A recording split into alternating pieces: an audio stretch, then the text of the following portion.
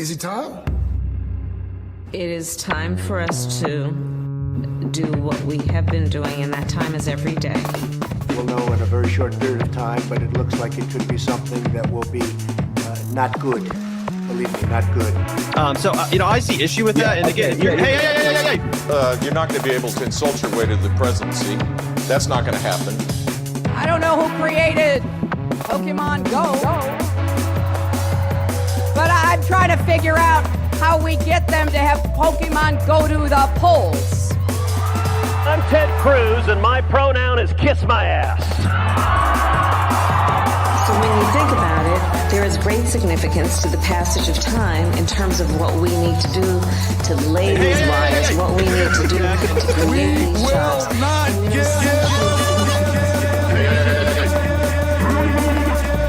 America is a nation that can be defined in a single word. I was going to put Not good. Believe me, not good.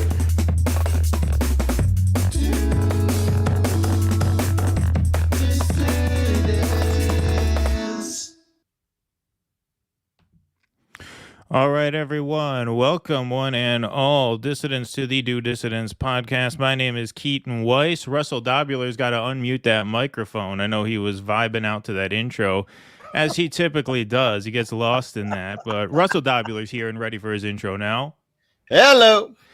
All right, folks, very, very special evening for you all tonight. We're going to waste no time and get right to introducing our guest. He is an award-winning journalist and author of several books, including Griftopia, Insane Cloud President, The Divide, and Hate Inc. He is also the editor of the Racket News on Substack, where he also writes, and he has this little side project that some of you guys may have heard of called the Twitter Files. The hardest working man in media, the James Brown of journalism, Matt Taibbi. Matt, great to meet you. Thank you so much for joining us. Great to meet you guys. Of course. Thanks for coming on. No, of course. I've very much enjoyed your commentary on the infighting in the kind of lefty media world, which is endlessly amusing always. So it is amusing. It is fun. It is fun. We try to atone for the sin of indulging in that by doing conversations like this. So thank you for helping us get into heaven, if you will. It's like Hail Marys. We have to invite on 6 union workers every time we do a segment like that. Yeah, right. Oh God, I was raised Catholic. You're bringing back bad memories. So yeah. Yeah. I grew up in a neighborhood that was so Italian. I'm Jewish, but I went to midnight mass every year. A lot of neighborhoods like that in New York. All right, well, Russell, I'm going to toss to you to get us started here. Yeah, it was great. Obviously, we've been covering the Twitter Files quite a bit. We jumped on live when you dropped Volume 1 that night. It was just one of those amazing news nights that, we just dropped what we were doing and got a live stream going instantly. So it's great to talk to you. I'll toss to Russ to get us started here. All right. So I've written extensively about this. I am a confessed recovering MSNBC junkie. So I was watching it back when you were allowed on there. Right. You used to be on Rachel a lot. I think you had a regular segment on Olbermann, didn't you? Weren't you regularly on Olbermann? Well, that was with Current, not with okay. Not back in the MSNBC. I actually worked for Keith. I was like an employee of theirs, sort of. Okay. All right. But and then I think it was a holdover from when I worked for Spitzer, really, and then I ended up working for Olbermann somehow, which is ironic now, obviously. Well, yeah. I mean, he's flipped his wig at this point. So long before the Twitter Files, you were banished from the hallowed halls of respectable media punditry. You stopped appearing in those outlets. Now, was there a specific incident, or was it just a general gradual parting of the ways of your politics? Well, it's funny. When the Russia story kind of blew up, the few of us in the journalism community who were skeptics. We started to become kind of tight because there, among other things, because there were so few of us, and we kind of put our heads together and tried to figure out which was the last time any of us was invited on a major network. And I think I was the last one. It turned out to be the first week of January in 2017. I was on with Chris Hayes and Malcolm Nance, of all people. Wow. And yeah, I didn't really say anything too controversial, except this is obviously a big deal. It's like the Super Bowl of intelligence controversies, and we don't have a whole lot of information yet to go on, and who knows, right? I mean, you're not really supposed to have that take on TV, but that was my take: is we don't have anything to go on. And I wasn't invited on after that. Then I had about a year later, I had a scandal. So it could have been connected to that, like my little Me Too thing. But there was a good year before that when I was kind of conspicuously not on TV, and I'm pretty sure that was connected to the Russia thing. Yeah, there was a palpable shift, which you've written a lot about, after Trump was elected, where just any dissenting voice was just not acceptable. And you wrote from very early on that as a reporter, you didn't really think that the reporting on Russiagate was justified by the information that was available. Yeah, I didn't have strong feelings about it. I mean, I had lived there, so people were always calling me about it. But when I did look at it, I thought, wow, there's an awful lot of anonymous sources here. And when the anonymous sources are pointing us in a direction, it's at something else that's unconfirmable. And, that there's always danger signs when you can't recreate the work in the lab, right? As a reporter. So that just made me nervous from the beginning. There was this amazing story I remember really early that was widely reported that the outgoing, as Obama was leaving office, intelligence officials told other intelligence agencies like the Mossad not to share intelligence with the United States because there were leverages of compromise on the incoming administration. I thought, that's an incredible story, right? Whatever is going on with Russiagate, that's a real story. Somebody had to call up a reporter and tell them that, and that's extraordinary. But what are they basing that on? And I think a lot of reporters actually just got confused by the hugeness of that one real phenomenon. I mean, somebody was really telling the Mossad not to share information, but based on what? It was like the Russian nesting doll. You never got to what was actually in the middle of it, and that was a problem. Just to interject quickly, I was also in the year before Trump got elected. I was on TV a lot that year because I had been, a lot of the stuff that I'd written about Trump was popular with the MSNBC crowd. Right. Sure. I had a lot of colorful things to say about him, but if you go back and look, one of the things that I was saying was he's going to do well, and Hillary Clinton is the ideal candidate for him to be running against. But in the way things are in the media, people read what they want to read. It's kind of like a Rorschach test. And so after the election, suddenly that didn't look so good, I guess. Yeah, and then, obviously you followed the Russiagate saga, all the way through the end, and, has it ended really? But you're right about, in that sort of chapter on Hate Inc. about how Rachel Maddow was going to take the fall for this, and how a lot of respectable media was willing to throw her under the bus for the sins that they were all pretty much complicit in committing. I just have to tell you this because I think it's funny, because you wrote about March 22nd, 2019, which was yesterday. That was the day my twin boys were born. They had their fourth birthday yesterday. But here's how this happened. So my kids are born. My twins are born. It's like one of the most profound days of my life, right? And then when my in-laws come to the hospital to see them, they're hours old. my mother-in-law gets a beep on her phone saying the Mueller report was turned in, and they say there's going to be no new charges. And I'm like, oh man, no new charges. I so want to go on Twitter and troll the libs now, but I can't. Like, I just had my children. Like, this is the most sacred day of my life, and I'm thinking, oh, I can't do it. I can't do it, but I wanted to. But you're right about those following days. And how it really didn't affect it didn't really affect that bubble at all. Were you surprised? I mean, Maddow, her reputation took a hit amongst people who already kind of saw her as having betrayed her former self to a large extent.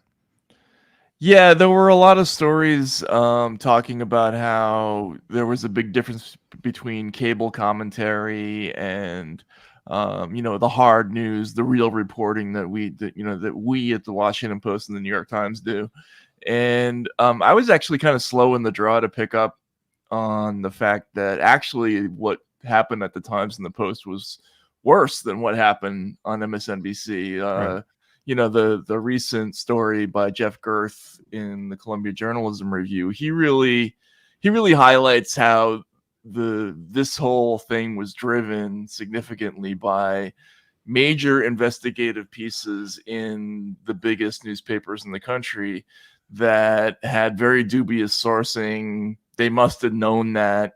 They were in the case of the New York Times, they had one story in particular about how Trump had repeated contacts with Russian intelligence, and that story turned out not to be true. It was repudiated publicly by the FBI, and they were arrogant enough to invite a Showtime crew in to film them putting that story to bed. But it was all wrong, and I think it was a little bit of groupthink, a little bit of kind of mass hysteria that gripped the business at the time, and everybody. In journalism, there's only one way that you get to have Robert Redford play you in a movie, and that's if you break a gigantic story. And I think when everybody smelled Russiagate, they thought this is our opportunity to have that happen, and they got over their skis with it.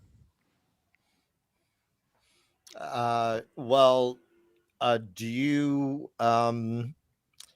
you think really it's that they got out over their skis, or that's their business model? Because that's what you wrote about in Hate Inc. That right. This is their business model to get you all hopped up on anger and anxiety, and to always be waiting for the resolution that's just around the corner, hence the walls closing in kind of coverage. Oh, we're gonna get them in the next episode. You just wait. So is that really what it is? I mean, is it really a business model, or did they make an honest mistake?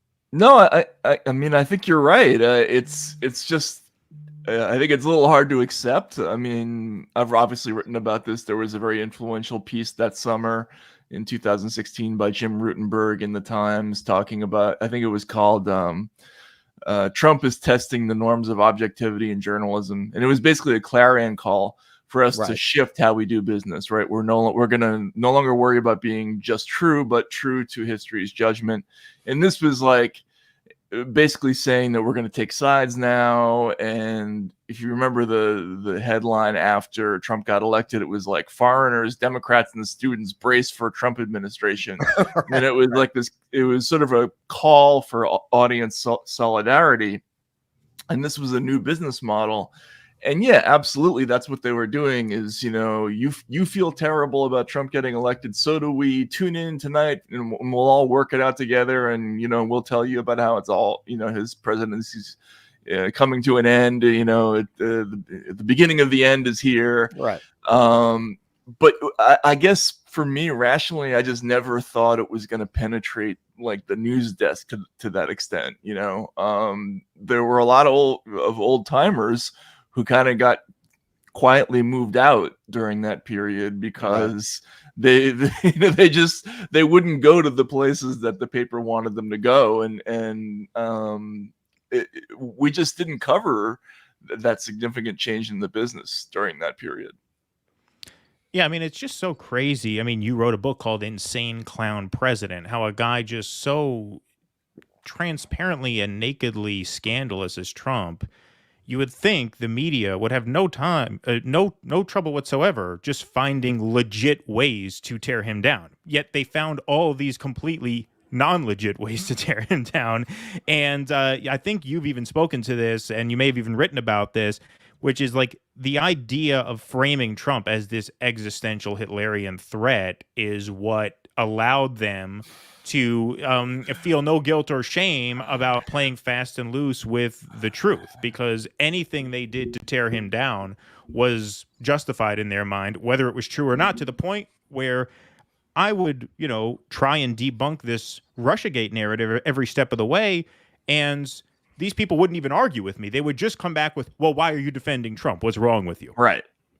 Yeah. And eventually this got articulated openly by people like Sam Harris, right? Well, exactly, right. Who came out and the Biden laptop, the thing that you broke your first volume of the file shows.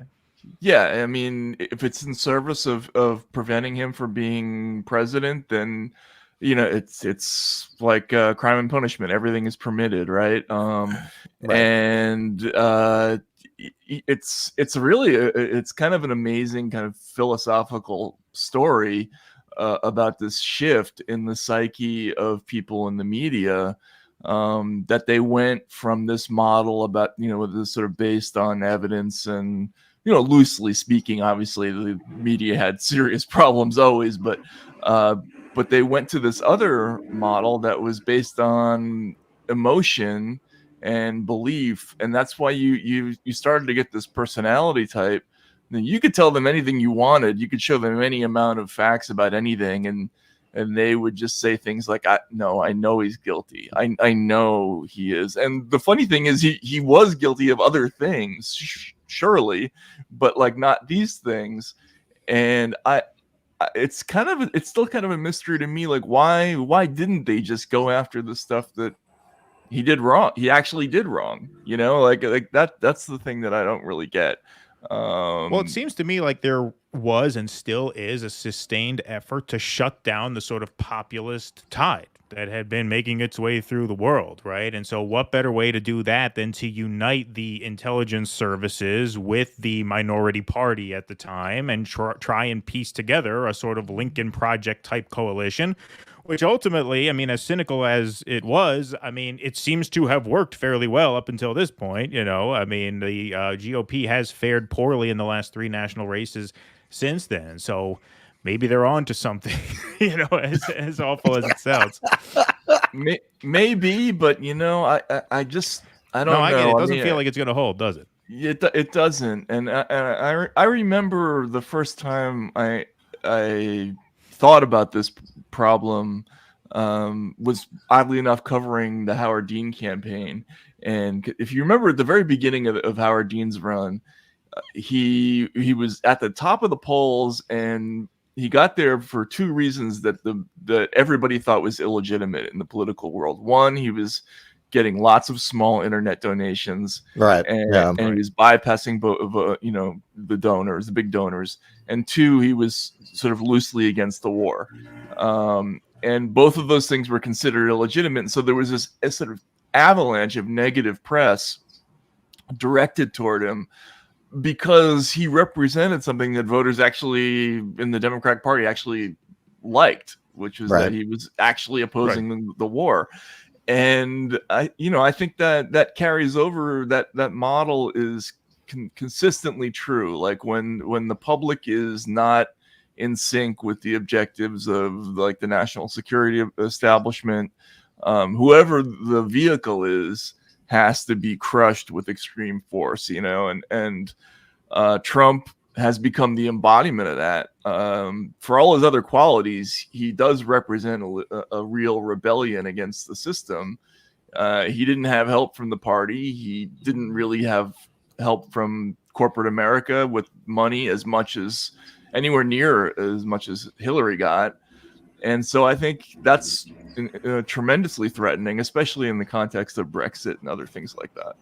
Well, that says it all right there when you say he is a legitimate threat to the system, because many on the left, and, Russ and I would consider ourselves on the left in most respects, many on the left don't see that. they think, well, he actually, is maintaining a certain status quo. They don't see him as the same threat, which brings me actually to a question that I wanted to ask you about your recent run-in with Debbie Wasserman Schultz in Washington, D.C., because she tried to pull that gotcha line on you, which I don't know if you saw our coverage of that, but we got into this before. But she pulled that line on you. You say she had like a raisin face or something like that? I actually laughed out loud. Raisin-faced Medusa, snake-haired Medusa looking something. Yeah, see, well, it's great to be quoted by Mr. Anthony. That's not one of my most eloquent quotes, but I thought it was great. Thank you. I thought you nailed it. I'm glad. I would have gone more severe with it, but then you wouldn't be able to quote it back to me, or else you'd get canceled. So I went with. I think I ended it on Tool. He's canceled. Yeah, right. Oh, that's true. You are canceled. All right. But she quoted that Rogan line where you said, once you start getting handed things, then you've lost. They have you at that point. You got to get out of that habit.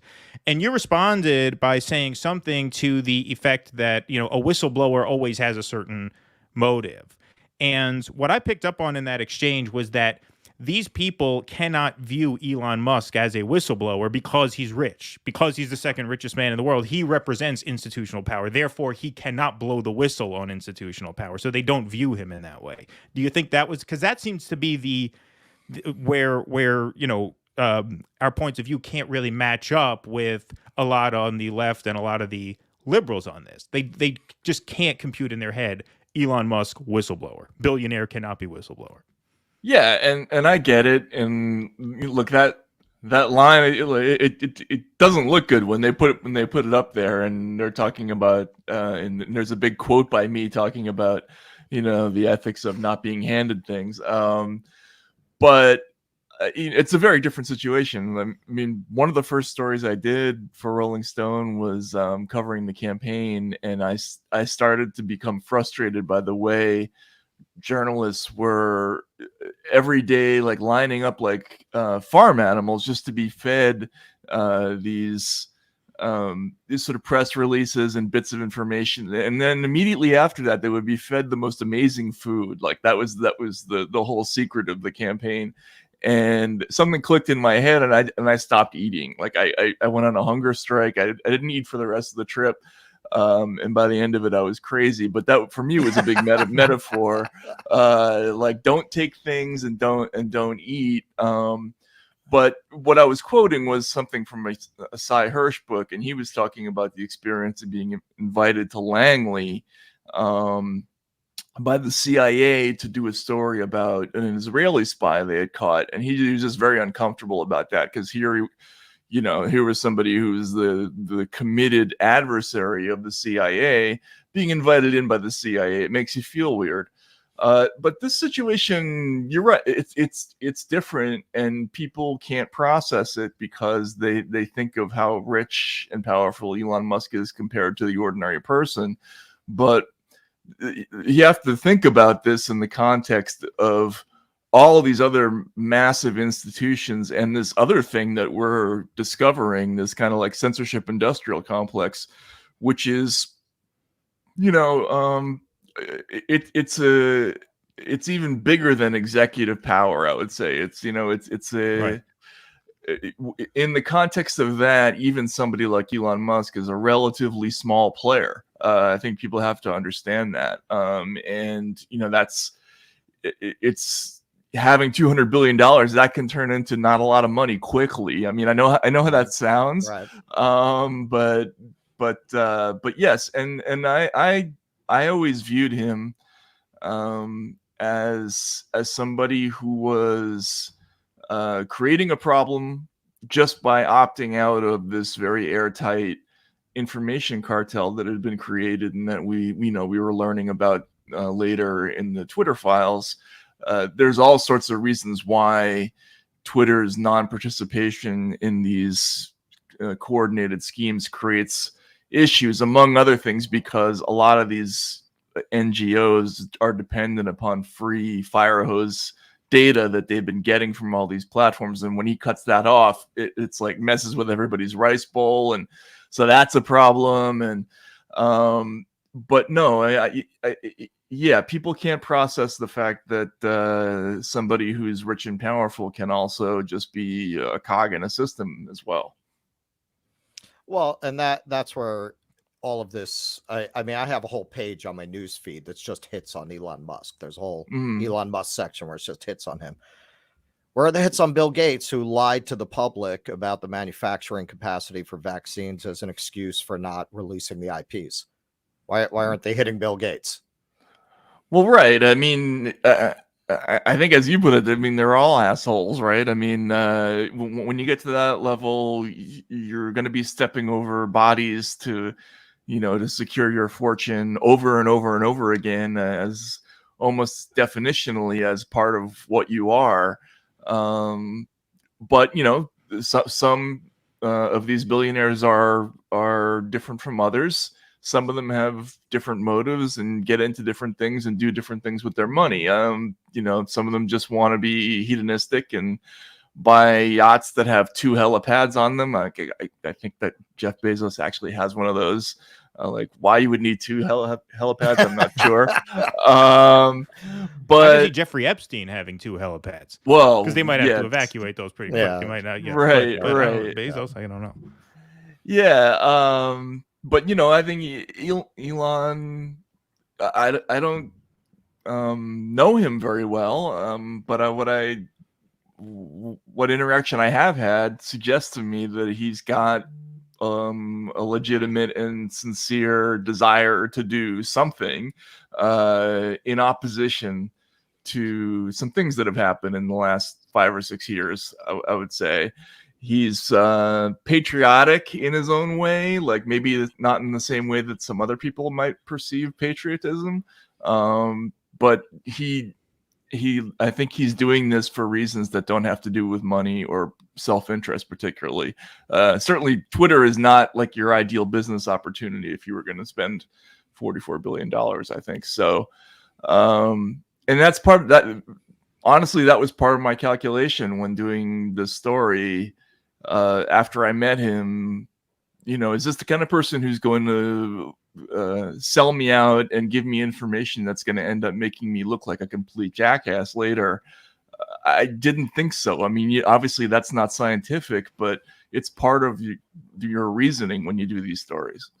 I mean, that's a really interesting answer, because in that way, I think there's a parallel to Trump as well. I had a lot of my friends asking me, why is Donald Trump running for president? There must be some motive, right? He's doing it for money. I'm like, no, I don't think so. I mean, I think, as crazy as he is, I think he thinks he'd be a good president. That's why I think he's doing it. And I think Elon's doing this for I think he has a very similar motive in that sense. And, we talked about Bill Gates and Jeff Bezos and Musk.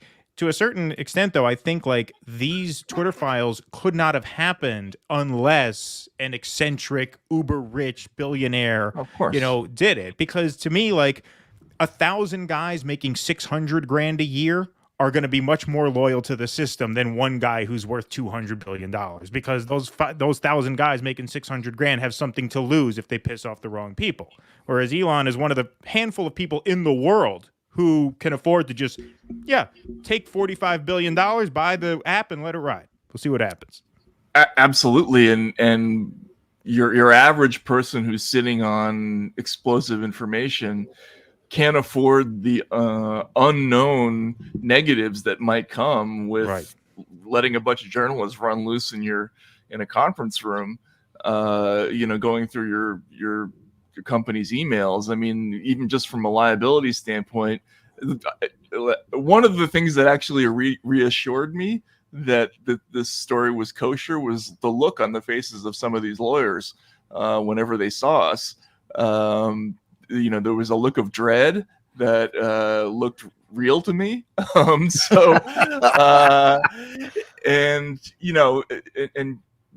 This is the kind of thing. It's a 1 in a million thing, and obviously it would never happen unless he had that thought. And I think people should realize that this is the kind of thing. It just doesn't happen very often. I mean, I can't think of an analog to it, frankly. Well, and also as you point out, in the end, he's a cog in a system And 200 billion, that can go away. There was no real upside for him personally to do this, particularly given that the people who are most swayed by the corporate media that's pounding him every day are the people who buy Teslas. Right. And give out contracts to, space companies, right? I mean, like, definitely if he was acting out of pure self-interest, this would not be the thing you would want to do, obviously, because it's created a host of problems. And you see the way the media has reacted, and that started before we came on board, obviously, but it's accelerated 100-fold since the Twitter file started. It's the Hitler of the Month Club thing. I think you've all seen this playbook a million times. Like, whenever we want to crank out ultimate evil, Saddam, Milosevic, whatever, now we do it to people in our own country.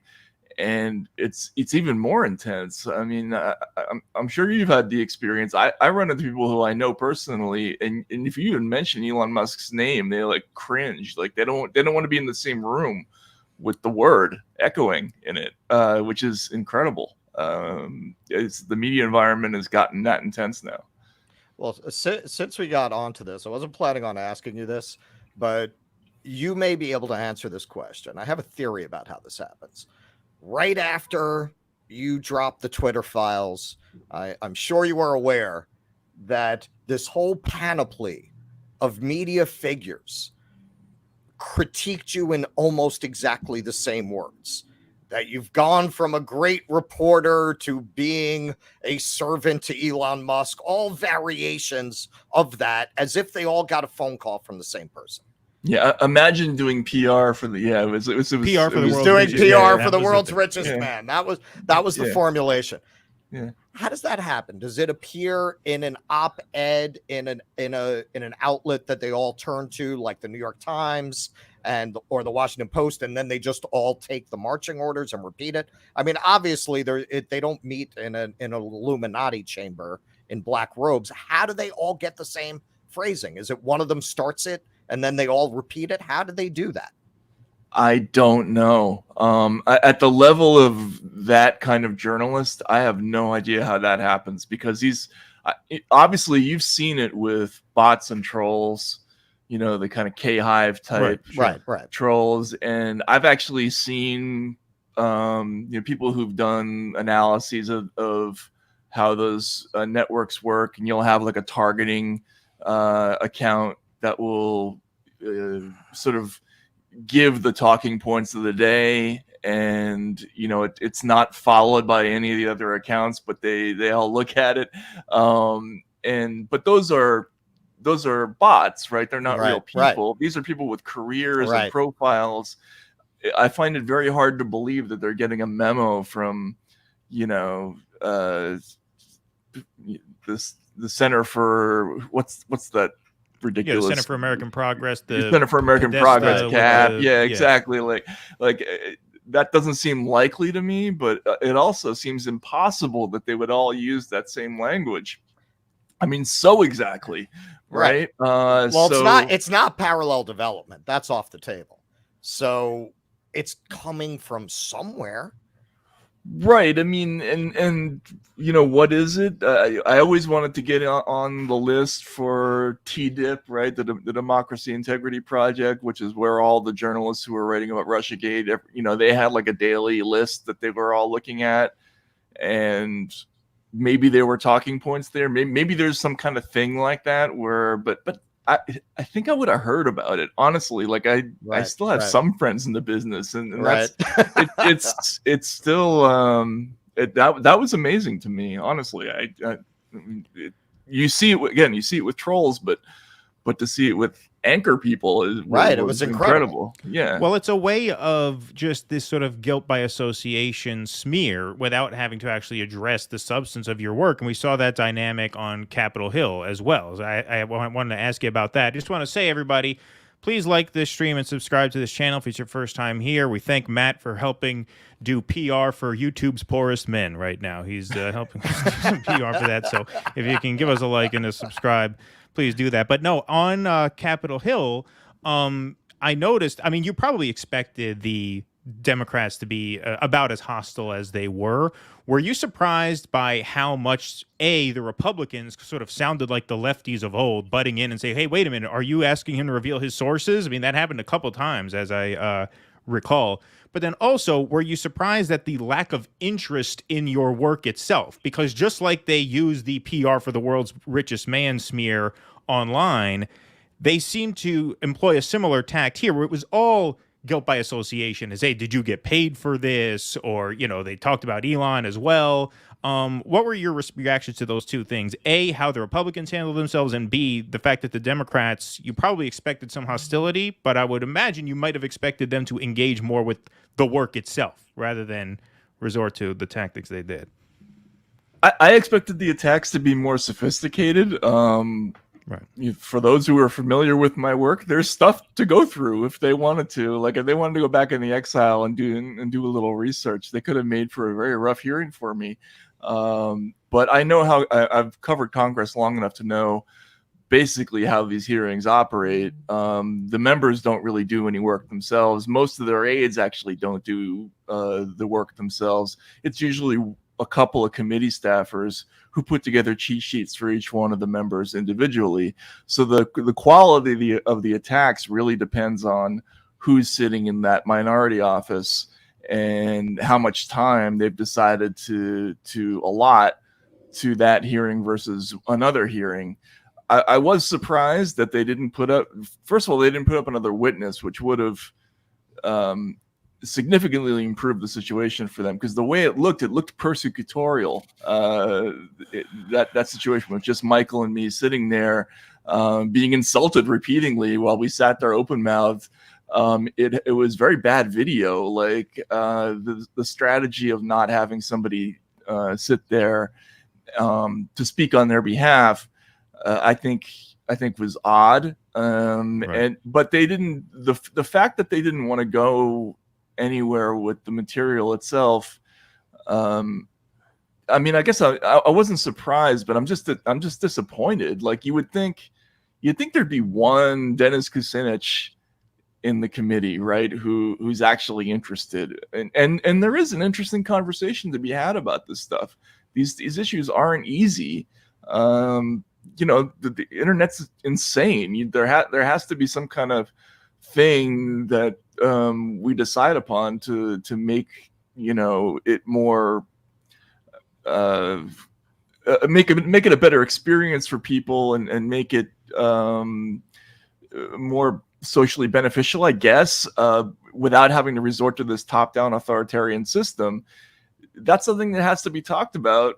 Why not just do that? Like, it seems like that would play so much better on TV from their point of view. Like, even if they didn't want to agree with what we were saying, they could have said, well, what about this? What about that? What's your solution to this? If you don't have one, aren't you just complaining? Like, they could have done a million things other than just attack our character and imply that we're being paid off. I mean, like, it's just so amateurish, the whole thing. I was a little shocked by that.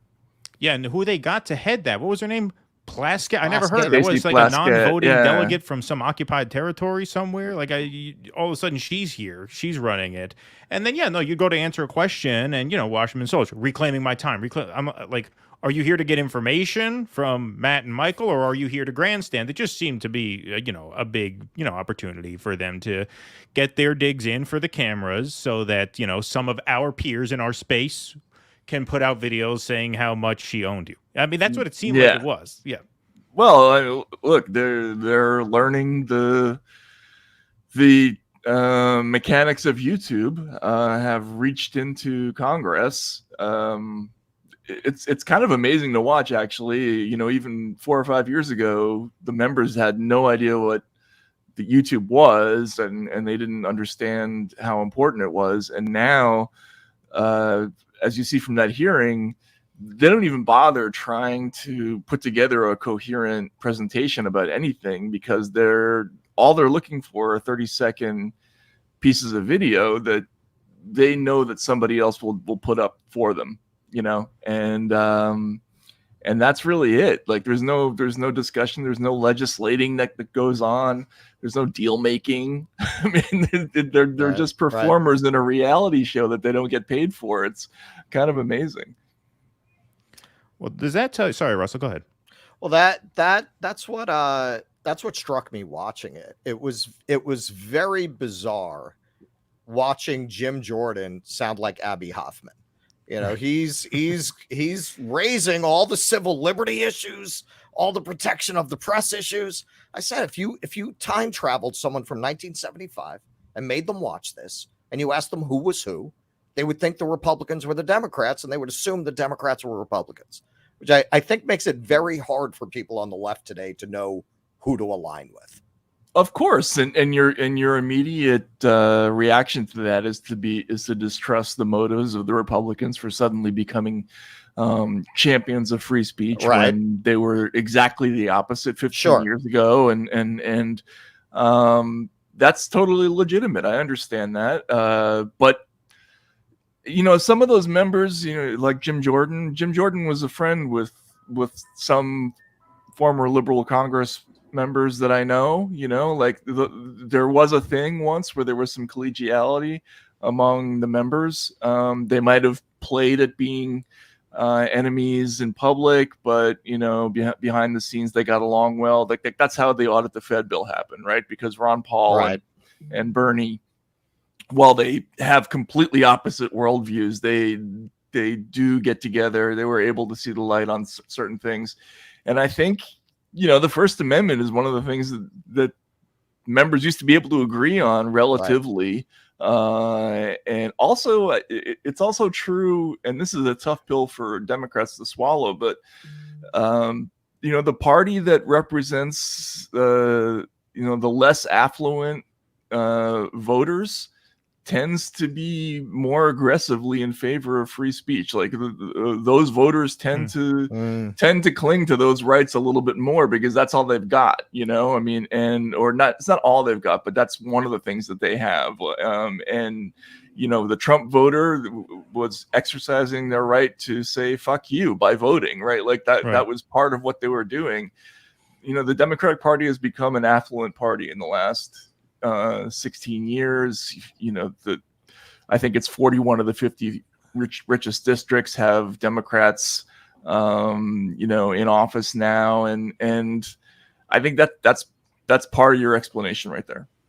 Well, I've floated this theory before. I would love to get your take on this. I think one of the reasons why the Republicans tend to be more in favor of free speech now than the Democrats is because the Republicans actually have a political ideology. They actually have a point of view. They have a worldview.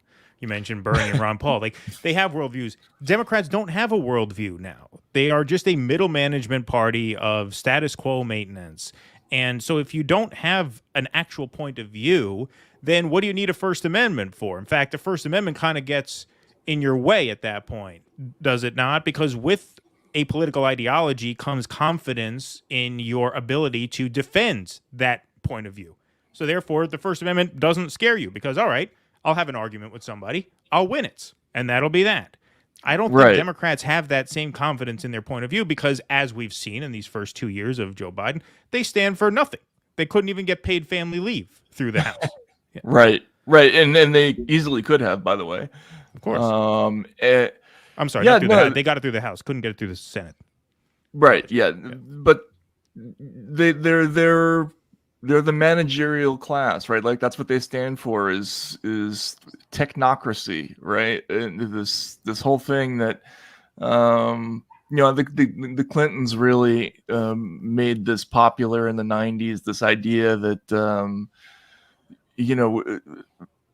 ideology is less important than just managerial competence, and that's what we stand for. And we have an ability to work with the experts, right? The people who really know how to do things. And Bob Rubin, we're gonna bring him in to become Treasury Secretary because yes, he's an evil scumlord who ran Goldman Sachs, but he really knows money, and who cares if he's not exactly the friend of the working man? Like, that's not what the Democratic Party is anymore, right?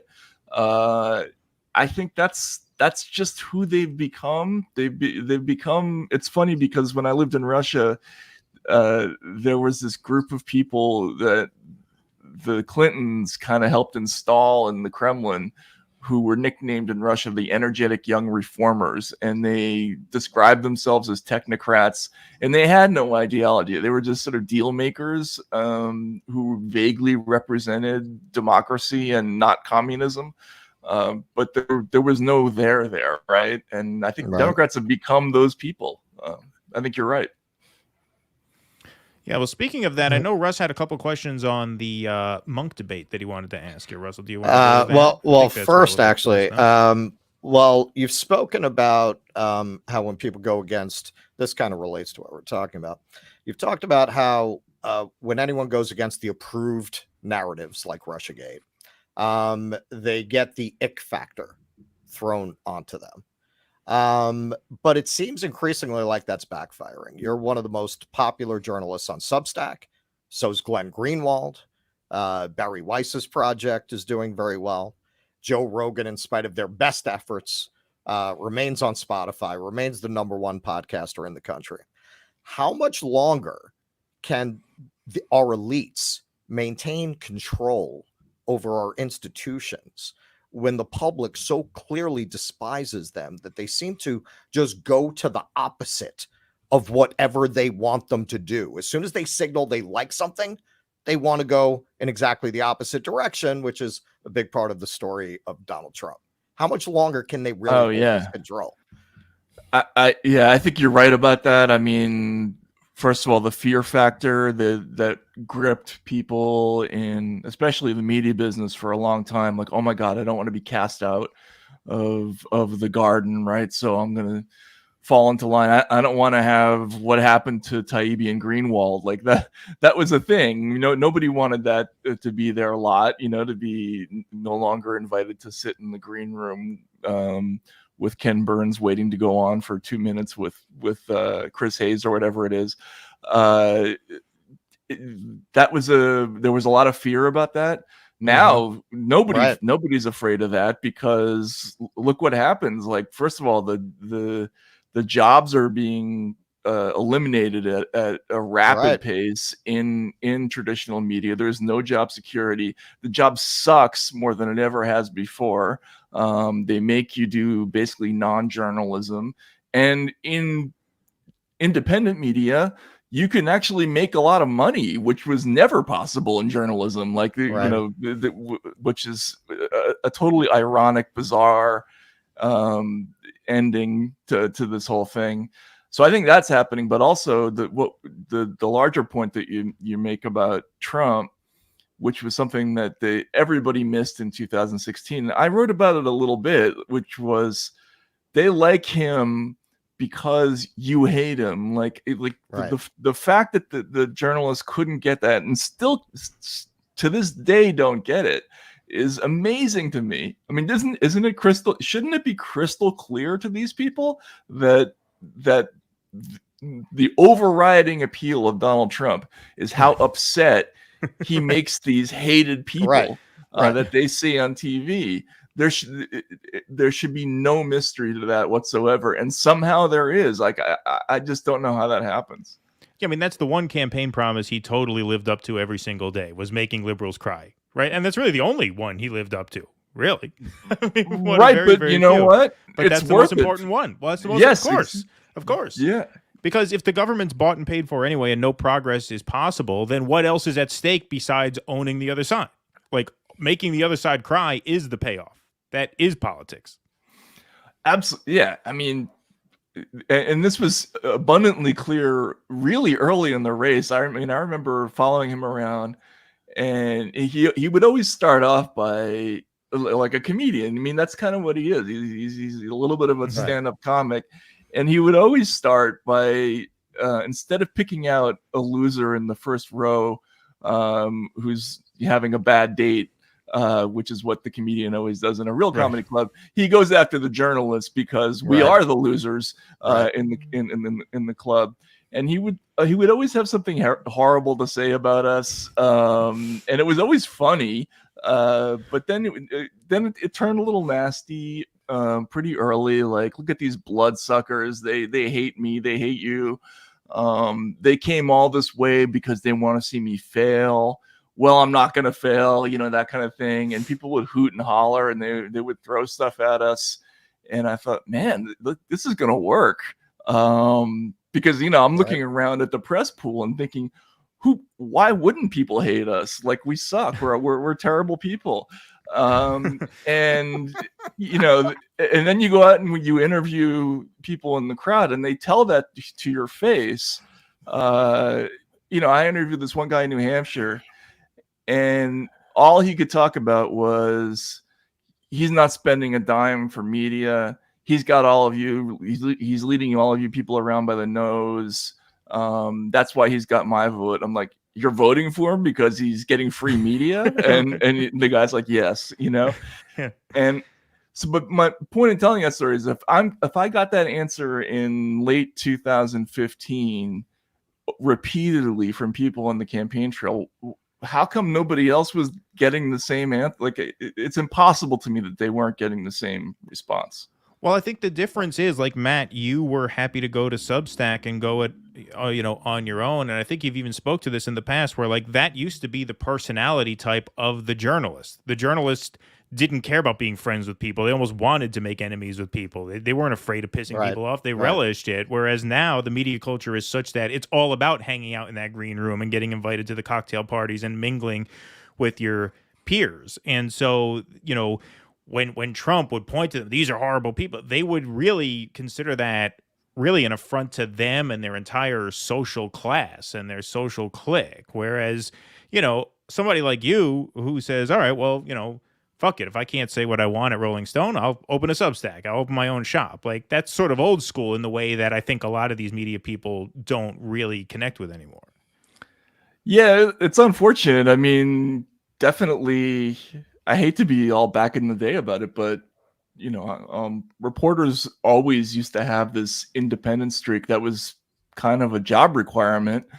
Part of you couldn't do it unless you had a little bit of that in you. I think once upon a time, reporters are always a little bit jerky, and good ones always are. The best investigative reporters are. I mean, I've met a lot of them. They're absolutely impossible people, right? But that's part of what makes them so great is that they don't let you rest until they get what they want, and that's not always pleasant, but that's part of the job. And also, moving from organization to organization used to be kind of a mark of a good journalist. Like, a good journalist would always get fired sooner or later from wherever they worked. It was inevitable that there was going to be a clash with the editor, and the byline was going to be in another magazine the next day. I had a friend in Russia, this guy Leonid Krutakov, who was famous for getting fired every time he wrote something. Like, he cycled through every newspaper in Moscow, and used to be proud of that. And I don't think that's not as much of a thing now, which is too bad, because if you're going to be a herd animal and a social animal, like, do it in a profession where you can make more money. Like, that's what I don't understand about it. Like, why go into journalism particularly to be that kind of person? Oh, it's more high profile. I think it's for that. It's for the status. But you also write about how the class has changed. That used to be a working class job. And what I very often see with these journalists, like, the way they absolutely despised Bernie Sanders. I don't know if you read, Thomas Frank did this great article, SWAT team for Harper. Oh, no, I didn't see that one. That was great. It was, he just broke down how the Washington Post covered the Sanders campaign. And it was all from the perspective, to them, because of their class, they represent this kind of Eastern Seaboard centrism. And he was just anathema. He was this creaky old corpse of the New Deal come back from the grave to haunt them. He was just out of bounds. They ruled him out of bounds. And that's really what you see in their reporting. It's a class perspective. I don't think it's that. Again, a lot of people, when we talk about the media this way, think we're suggesting some kind of conspiracy. You don't need a conspiracy where class interests converge. They simply saw him that way. They weren't lying about it. They weren't writing these vituperative op-eds because they were making it up. That's how they saw him. He doesn't belong. This isn't right. We're not going back to that. Yeah, they thought of him as a line jumping backbencher, communist or whatever it was, like whose job was to maybe make a headline once every 3 years or whatever, and make sure that the actual lefties voted for the real candidate. The number of times the words "real candidate" appeared in a story with Bernie Sanders was so incredibly insulting. The other thing I think they didn't like about Bernie is that he was sincere. Like that's a quality that journalists can smell out, and they see that as somebody who's not willing to do what it takes to win. Like if you're not a good liar, then you're not qualified to be in the club. But yeah, the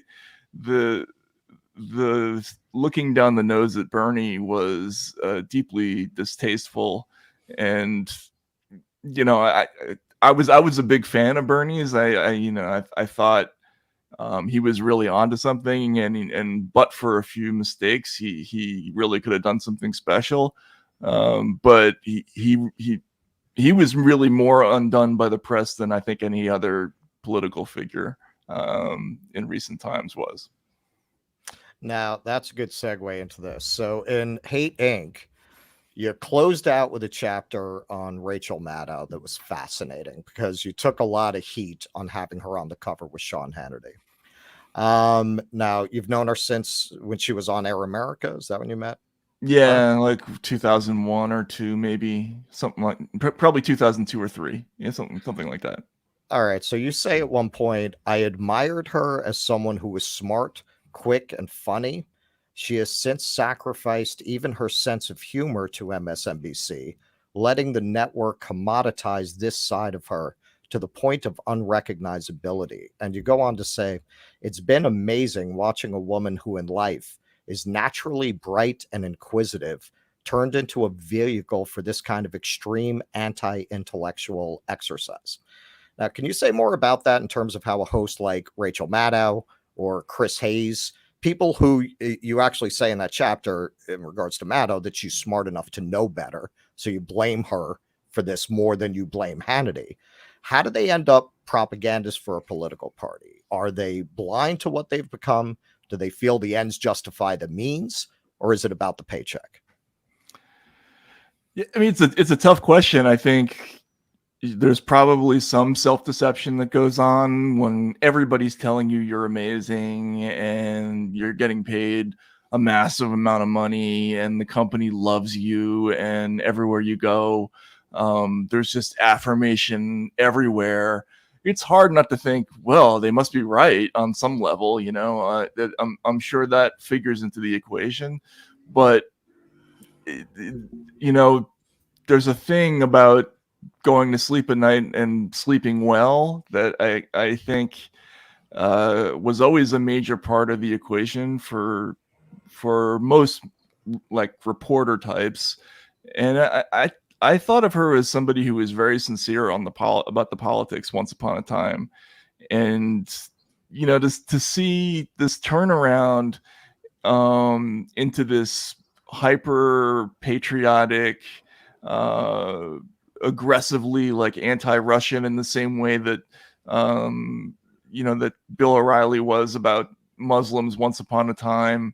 It's the same formula. It's the same shtick. She has to know that it's the same shtick because she's good at it. Like, in other words, it's to be good on TV in the way that she is a skill that you have to be analyzing it constantly. And she has to know exactly what it is that she's doing. So it must be a conscious choice.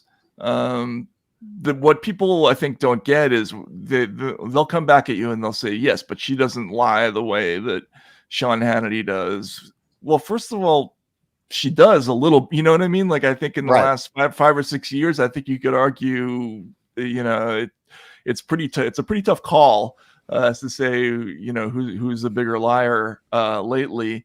But more than that, it's just the technique of feeding a gigantic audience this totally useless and regressive product, which is rage based and emotion based, and she has to know that she's kind of guiding people into a place of non-thought, and that's you know, it's just disappointing. I guess you do it for the money. I don't know. I mean, I would think that she could make $1.5 million or $2 million doing something better, but whatever. You know, I mean, like, it's a choice that people make. Those incentives seem to exist even in smaller media outlets as well. Like, you know, we're here on YouTube and Rumble, and, you know, there's this indie media space that, you know, you mentioned at the top of the show. You've watched us comment on other, you know, intra left media feud, things like that, right? But the same incentives of feeding an audience what you think an audience wants to hear, so you know they'll keep coming back, right? I mean, we've been chattering about the Marianne Williamson campaign. We think there are a few people in this space who are hyping that in order to get people tuned into their next episode, just the way Maddow hyped Russiagate in order to do. Like, I think those incentives apply across the board.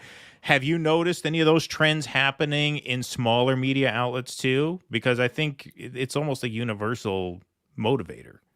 Yeah, absolutely. I worry about it all the time. I mean, look, the business is what it is. It pays. You know, audience optimization is clearly the strategy of the day. You are rewarded for you know, creating solidarity and trust with an audience, but there are different ways to do that, right? Like, I think personally, I hope my audience will stick with me if I say something they disagree with, at least a few times, right? In the past, I always thought that audiences actually liked you more if you were willing to, you know, go against type a little bit. At Rolling Stone, even though they didn't particularly love it, for instance, I did a lot of negative stories about the Obama administration after being very positive about him as a candidate, right. Which, you know, I think they were both the correct way to approach those stories. But yeah, no, that dynamic definitely exists. You definitely have to worry about it. But I think in the same way that media people always overestimated how short the attention span of readers it was. I think they worry too much about people leaving if they say the wrong thing. Right. Actually, audiences tend to be more forgiving about that. One last thing I'll say about that, though, is also part of journalism is salesmanship. Like, you have to sell stories if you really care about them, if you think they're important. Right. You got to make a lot of noise. That's part of the job. Is the, you know, the Sturm und Drang of the whole thing. Like, right. And it's very American. Like, that's one of the reasons American journalism has been great. There's a P.T. Barnum streak that a lot of great journalists have, and I don't think there's anything negative about that, as long as you're drawing attention to the right thing, you know. But if you're trying to turn people into miserable anti-intellectual drones, like, I don't know about that. Right. So you won the Monk debate. You and Douglas Martin. Yeah, you won. Yeah, I think it would have been ugly without Douglas. Let's put it that way. Yeah. I consider him a kind of modern day William F. Buckley in a lot of respects. But you were up against Malcolm Gladwell and Michelle Goldberg on the resolution that the mainstream media should not be trusted. You swung the audience 39%. They started out against you. That was a Canadian audience. So yeah, that's an impressive feat up there to have swung them over to your side on that question. Gladwell seemed to have only one argument for you. Because the news business of the past that you compare favorably, more or less, to the current model was less diverse, you're actually expressing a nostalgia for a whiter industry, even though Right. I don't think a lot of people know this. You're actually mixed race yourself. It's something you never pull that card, but I'm going to. So why do you think he chose that argument rather than to take on your basic premise that the news business has become too much business, not enough news? And did you actually find it a hopeful sign that the audience saw through what he was doing and swung to your side? Yes. But look, it's the same issue that we were talking about with Trump. I didn't have to do anything. I just had to sit there, and Malcolm Gladwell just swung the audience toward us by being totally unlikable. And this is a feature of that kind of person now. Right. When they reveal themselves, when they reveal who they really are, the inside is not terribly attractive to audiences, and you just can't have that. Again, like you have to show a little bit of yourself to audiences to make them trust you. And if when you do that, people recoil like they're in a zombie movie, like, that's maybe a hint that something's going awry with your approach, I think. But yes, I think people are beginning to make better decisions about that. And we weren't saying that you have to get rid of the mainstream media, right? But I think it needs some healthy competition, and it's getting it because people they finally, I think, are getting over this conditioning that says that the only thing that's a fact comes from these places, despite the fact that that's been drilled home to them in part by these organizations that we're looking at now in the Twitter files. Yeah, and they get to hear a perspective that they wouldn't hear, right? I mean, when an audience in a room gets to hear you and Douglas give the counter narrative to what they're saying, most people buy it because most people have common sense.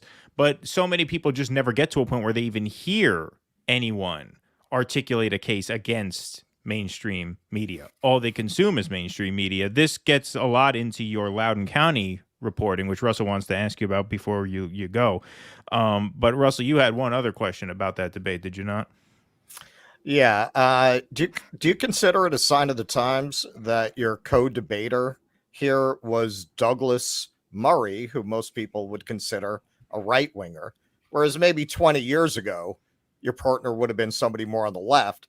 And the people that you're debating this with are people who would be considered by most, not by us, but by most, to be left or liberal.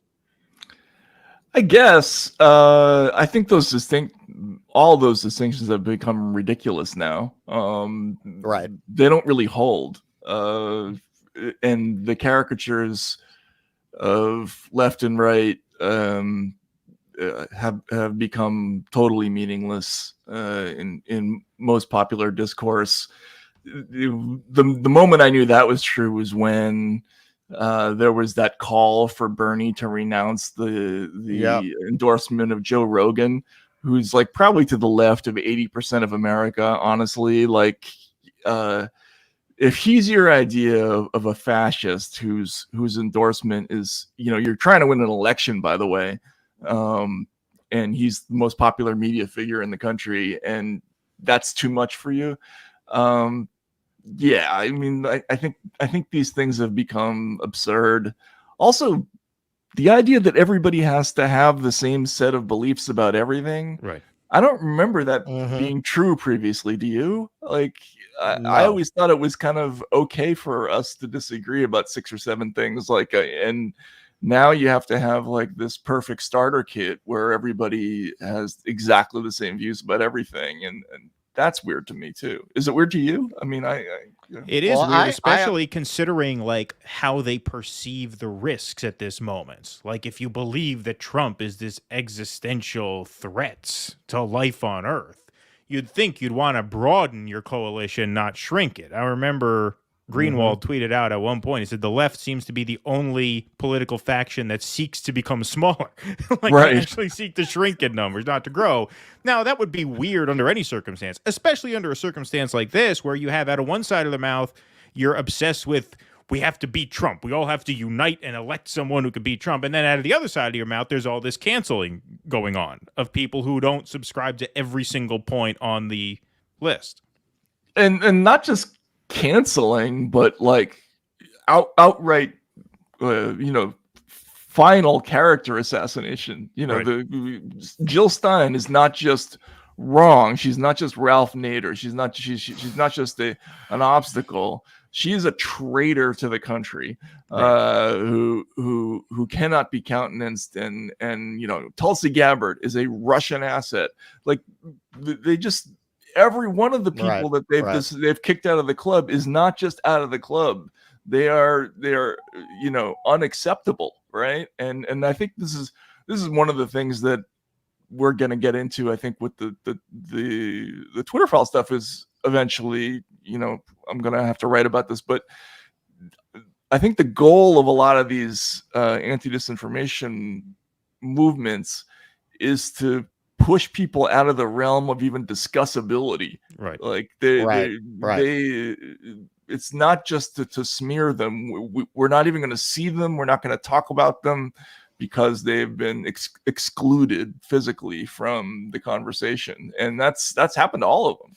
I mean, Rogan is the most extreme example of that, because when you see a picture of Joe Rogan, people think he's like an Alex Jones type because he's big with the tattoos and the MMA. So they expect when they hear Joe Rogan, they're going to hear an Alex Jones type rant. And then he's this like very nice, mild-mannered, soft-spoken, almost a little shy at points. Totally. Almost a little timid. And they're like, wow, I did not expect that. Like, that totally doesn't fit the way the media portrays him. But you notice when they portray him, you never actually get to hear him speak. You never actually get to hear him present himself as he actually is. Right. And also, don't you ever wonder, like, there has to be an NBC executive who at least a couple of times tunes into that show and realizes this guy's talking for an awful long time. He's not didactic. He's not talking down to people. Right. He's got a massive audience just by not being a dick. Like that. That's the whole thing. Exactly. And why can't we do that? We can't do that because why? Like that is kind of a mystery to me. I just don't get that. Well, I have right here actually your code. Oh, excellent. Book. Yes. Yeah. And look, I don't agree with him on everything. I agree with a lot of his basic premises. He takes it a little too far sometimes for me. I've also caught some of his show on YouTube, Uncanceled, I think it's called. And yeah, I think I would advocate more of a synthesis between, hey, maybe we should take into account these other things about Thomas Jefferson, but we don't have to throw out the things that were good about Jefferson. Maybe we could just expand our understanding of Jefferson. Sure. I think he goes a little to the right of that for me, but his basic premise that we've gone completely insane in tarring, kind of distinguishing the West as very unique and having a history of cruelty, slavery, barbarism, and inhumanity, that I very much agree with. We've kind of erased the rest of world history to create that narrative. Yeah, and in Douglas's case, I always give extra credit for someone who expresses himself or herself really well, and he's such a good writer and speaker that I think that's important in a weird way. But sure, yes, this whole idea about demonizing the Enlightenment,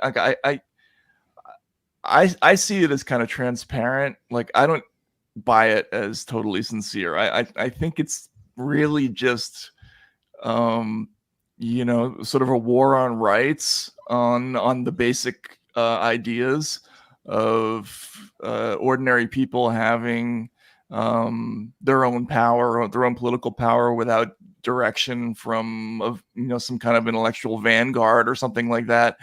I think that this whole idea of the West, and particularly America, as a unique evil is just a ploy to go after that stuff, to me. Because the modern movement, it's just such a coincidence that they want to tear down the freedom of speech and all these other things at the same time that they're suddenly discovering that Thomas Jefferson had slaves and things like that. Like, I think that's just too much of a coincidence for me. Well, I think when you're trying to push ideas that can't pass rational examination, it becomes very important to attack the idea of rational debate as the arbiter of truth. Right. Yeah. No. Mm-hmm. One of this question contains one of my favorite all-time Matt Taibbi article lines. One of your articles, you described the roughly speaking, woke movement. It was really an article about cancer culture around that letter that was sent out by intellectuals.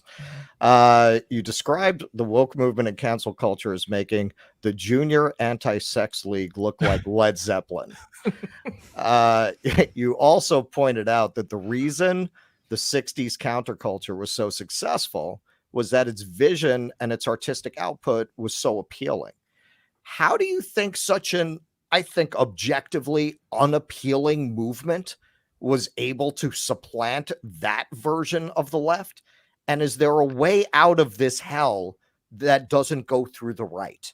I think that is the source, the winter of our discontent is that question right now. How do we get out of this? Yeah, that is such a tough question, because the first one is such a conundrum to me, right? Young people used to be the defense against this kind of thing happening, because they would never go for any movement that had crappy art and no sense of humor, and didn't have good movies, or a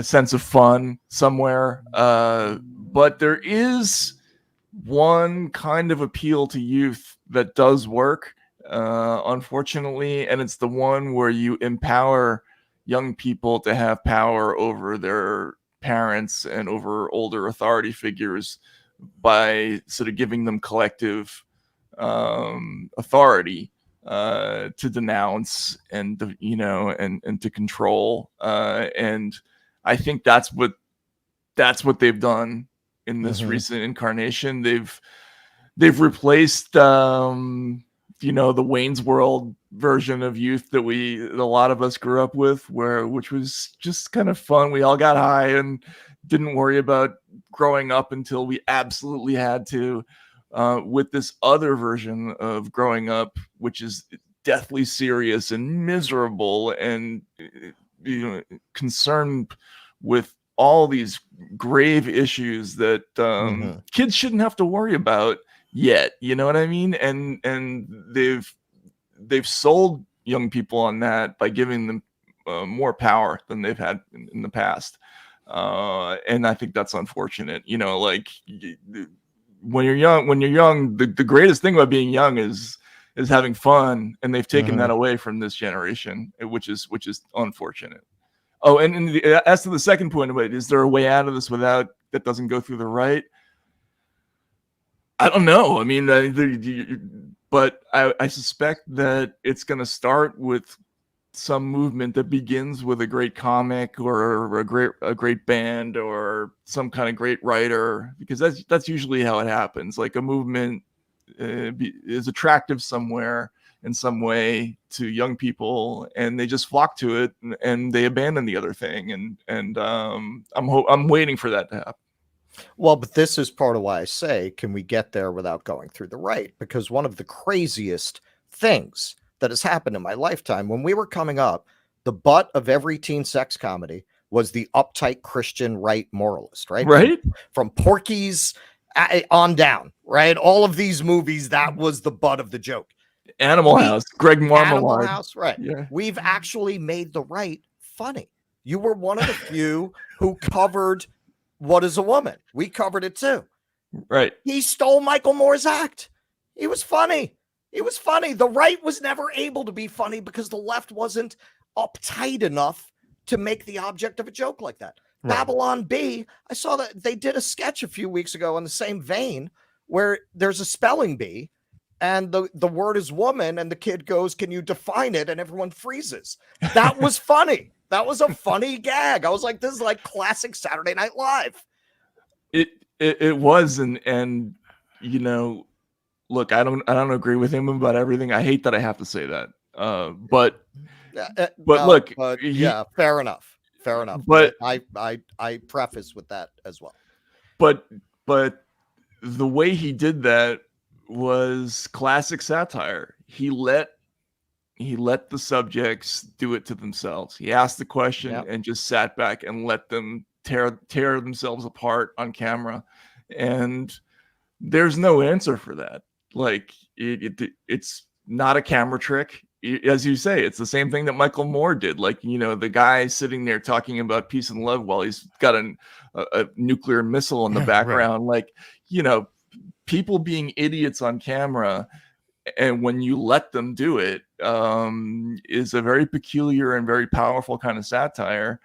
And I would never in my life have dreamed that it would come from the right in any meaningful way, because I always identified the right with having no sense of humor. Like that was right a crucial part of my understanding of the world for most of my life.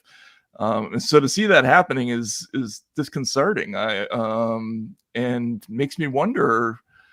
I just think that we're just changing the definitions of things. Like, you know, maybe what we're calling the right now is just, you know, used to be the left. I don't know. I mean, it's hard to say. I mean, in certain ways, yeah. I mean, that anti-establishment punk rock quality. I mean, in 2016, I mean, the Trump team, it was a comedy team. I mean, Roger Stone, Steve Bannon, Milo Yiannopoulos, what was some of the? I mean, even a guy like Alex Jones is funny. I mean, he is funny. He is funny. Yeah, exactly. He's nuts, but he's funny. Yeah, he is. I mean, on the Democrat side, what? John Podesta, Neera Tanden, Hillary Clinton herself, Tim Kaine. I mean, there's nothing funny about any of them. There's nothing interesting about it. There's nothing unpredictable about any of them, right? Yeah. Whereas the Trump team was nothing if not unpredictable. No, Trump was. I mean, he had moments that were like laugh out loud funny. I mean, the whole thing where Jeb Bush saying, you know, my mother is the strongest woman in the world. She should be running. Like come on, that's like straight out of the Poconos. Like, you know, that he would have gotten an encore for that. And the reason that worked, though, again, is because the current political establishment is so unlikable, right, that they're just easy targets. I mean, frankly, Trump could have done it better. You know, he was a little bit undisciplined in some of the other dumb shit that he was saying. But yeah, for the most part, it was like a hot knife through butter with all those idiots on the Republican side, and then the Hillary is just totally hopeless on that front. Yeah, indeed. Well, I think this is what a lot of people didn't understand about him. It was a Rodney Dangerfield slobs versus snobs movie, and America has always loved that movie. Right? They have, exactly. He did a whole bit. I remember. Yeah, you know, you got to salute. After a while, you're saluting all these times, and your robe gets very tired. He was at the West Point graduation, and he had to salute each of the graduates. Can I do one salute for all 600 of them? Do I have to do 600 salutes? Yeah. Last night, he was doing a thing very in very Trumpian form. yeah, you see, you got the guy. He's competing in the trans athlete. He picks up with one hand. He picks up the weight. Whoa, that's it. He wins right away. It's like Andrew Dice Clay, right? Yeah, exactly. Yeah, absolutely. Absolutely like Andrew Dice Clay. Yeah. Oh, Yeah. it's amazing. All right, so I've noticed you've been appearing on you just did something with Ben Shapiro a month or two back. You were on Fox News after the Twitter files. Okay, so now this is going to be used. It's already being used as evidence that you're an agent of the right, the same way they used that on Glenn Greenwald. So it's kind of damned if you do, damned if you don't. They take you off of all of their platforms. And then when you go to talk about your journalism anywhere else, the only places that they've left you to go, well, now you're a right winger. Right. Is there any way to get out of that trap? No, I'm past caring about that, and actually, I'm embarrassed that I ever cared about it. I thought about it, when I first started writing about the Russia thing. I was exceedingly polite about it at first. Like I was like, "Hey, folks, this might end up, kind of going badly for Democrats if this whole thing turns out to be bullshit. Maybe we should consider that." It was like very hesitant, and then for my troubles, I was immediately like denounced as a Russian traitor, and then came all kinds of other stuff that was even less pleasant than that. And I thought to myself, my God, like I've never been treated this badly, even in the worst, like at the height of the Bush years, like, Andrew Breitbart. I wrote a horrible obituary of him once, I remember that I'm a little embarrassed about. And even then, when I deserved it, they didn't go after me like the Democrats did. And they build within you this fear and shame of talking to the other side or going on their channels. And once you get past that, like, why should I worry about their opinion? It's totally illegitimate. And beyond that, especially with the Twitter file stuff recently, my feeling about that is until they come up with a good answer for why they're not paying attention to this, I'm going to make as much noise about it as possible and make things as unpleasant for them as possible. Like there's no reason not to at this point. And I had always been very hesitant. I had never gone on Fox before this year. I never saw you on there. And, but now I just couldn't care less, honestly. Yeah, I mean, I think that's a great answer because, I felt similarly about having to address, people who were, accusing me of, coddling the right wing or something. Not that I'm a public figure, to 1,000th the extent that you are, but just I'm talking about within my circle of friends, right? You feel a need to kind of defend yourself against that. And part of it was during the Sanders campaign in 2020, you needed a lot of these assholes to vote for him on March 3rd, 2020. So there's like a date on the calendar where like, I need you idiots to vote for the person I want you to vote for. Once that's over, at this point, I have no reason to be invested in you morons anymore. So at that point, I just really don't care. And also by engaging and by worrying about what they think, you're handicapping yourself by giving an assumption of good faith to people who do not deserve it. Like these people are not honest actors. They're not honest arguers. They're not good faith actors. So you're just wasting your time trying to win them over. They're not interested. Right. You're giving up. It's like you're giving them, 4 runs at the beginning of a baseball game that they don't deserve. You know what I'm saying? like let's start at 0-0, see how that works out. And I don't think they're going to do very well, frankly. These people have forgotten what a fair fight looks like, and that's why they suck at it. So anyway, but I don't. To answer your question, I don't care anymore. Yeah, fair. All right, one final question, if that's okay. You did a great 4-part series about the events leading up to Glenn Youngkin's victory in Loudoun County. I think it kind of predicted a lot of what went on in Ron DeSantis's 2022 midterm performance. In both cases, there were enormous swings toward the GOP in Democratic counties. In both cases, debates over CRT and gender theory in the public schools played a key role. And in both cases, the press labeled the results as evidence of white supremacy, even though people of color were a huge factor in both places and were absolutely decisive in Virginia, as you illustrated in the story.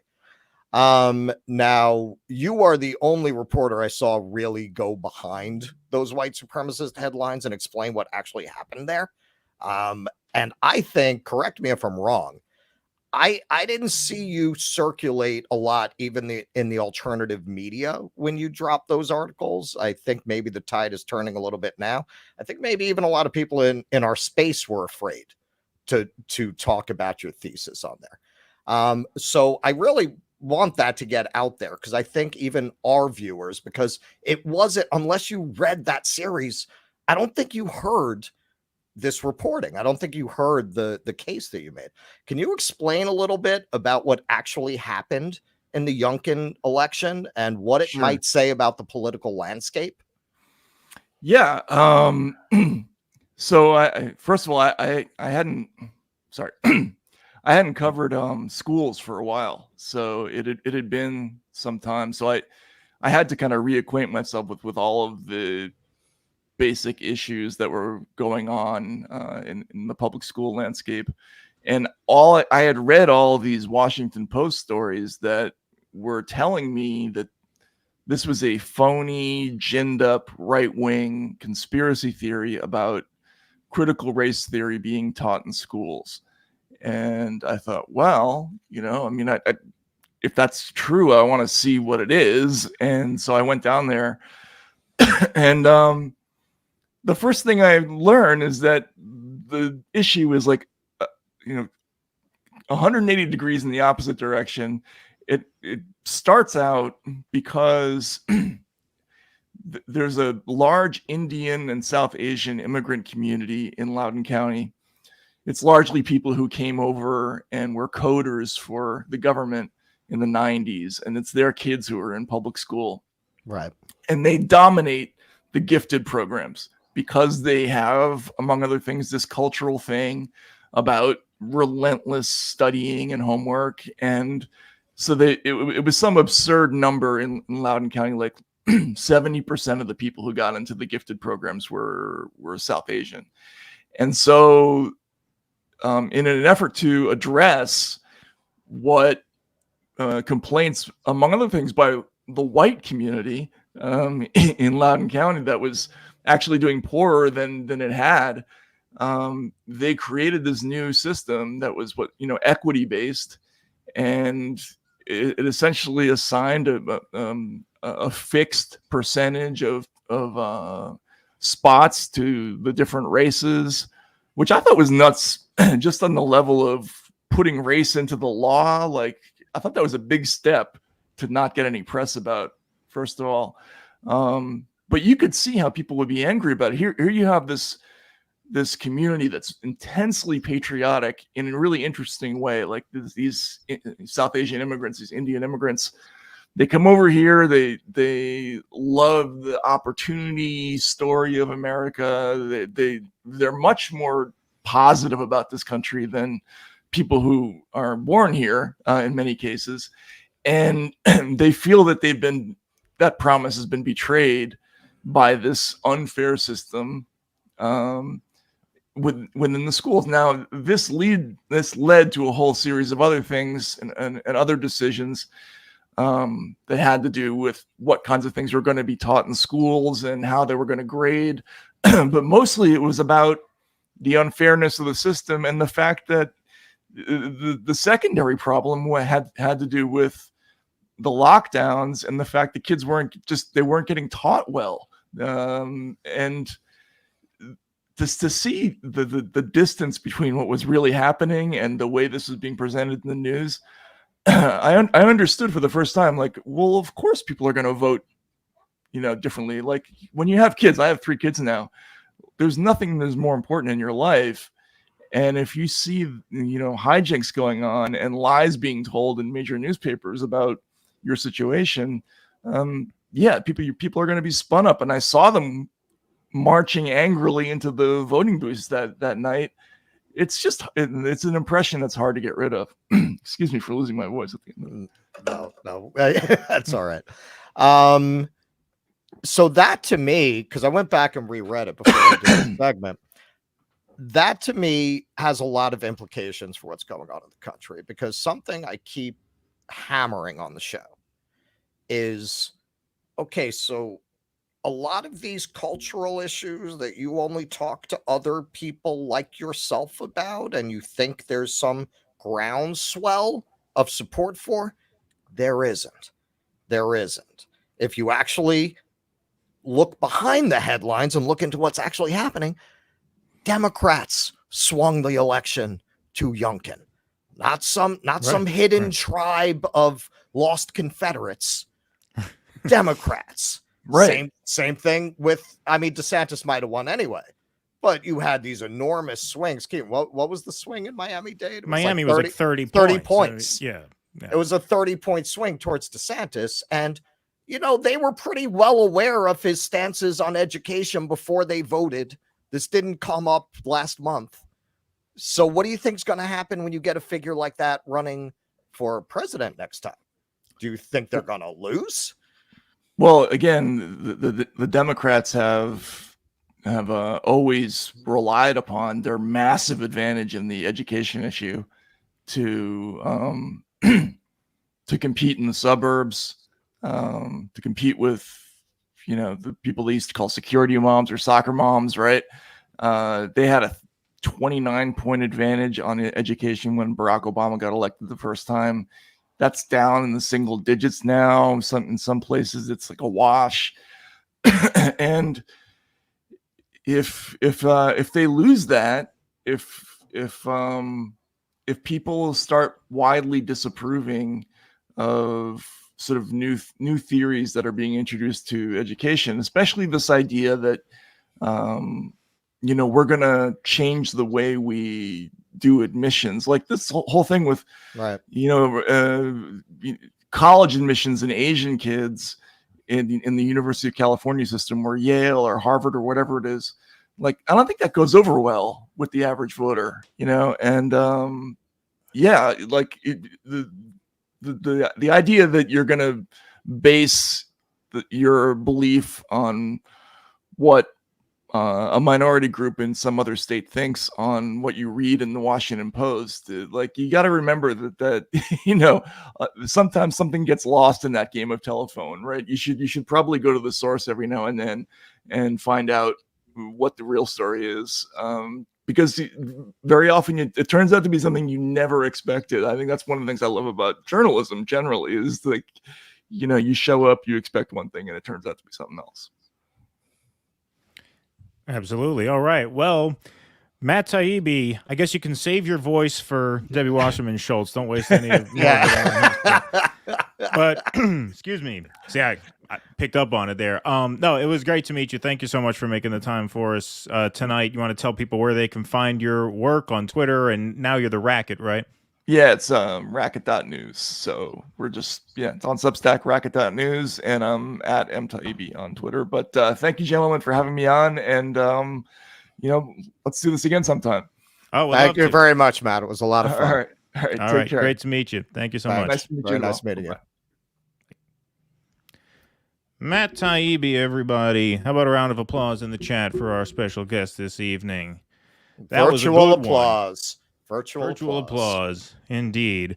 We will get to our super chats right now. We're sorry we couldn't read them to Matt. He'd have been here for 4 hours if we started doing that, because then everybody we weren't going to do that. Would have made us some money. but we had to Yeah. sacrifice Yeah. that for the sake of professional integrity. For We the couldn't sake keep of him here for journalism. 5 hours. Right. Yeah, for the sake of the craft. We couldn't keep him here for 5 hours going through super chats, but we will get to some of them now. And so I will just want to get through that. But by the way, before we get into super chats, let's give a shout out to our patrons. You can support the show by going to patreon.com/DoDissidents. If this is your first time here, as I am assuming it is many of your first time here, since we got a record crowd in here on this stream, please hit that like button and please hit that subscribe button. Don't cost you nothing to subscribe. If it turns out in a couple weeks you hate us when we don't have a good guest like that, you can unsubscribe. You wouldn't be the first person to unsubscribe. You won't hurt our feelings. Okay? So please don't be shy. Please hit that subscribe button. Patreon members for $5 a month or more, you can go to patreon.com and support this program so we can do as many streams as possible. We obviously had this great interview tonight. We are live every Thursday and Sunday nights, and it looks like we're probably going to add a stream tomorrow, it looks like, because we have a lot of news of the week. Because there's so much news of the week, and this was the stream tonight, so we never got to cover it.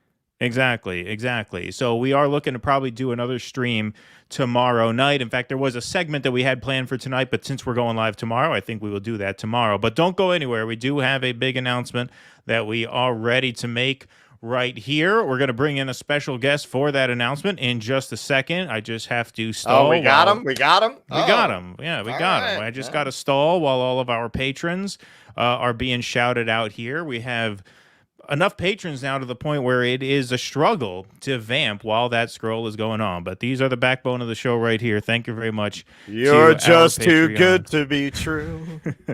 Can't take my eyes off of you. Hey, I'm here every Thursday.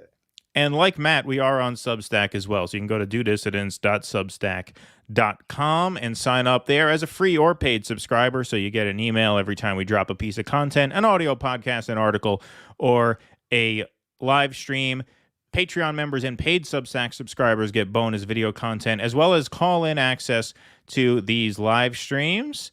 So we thank you all very much for doing that.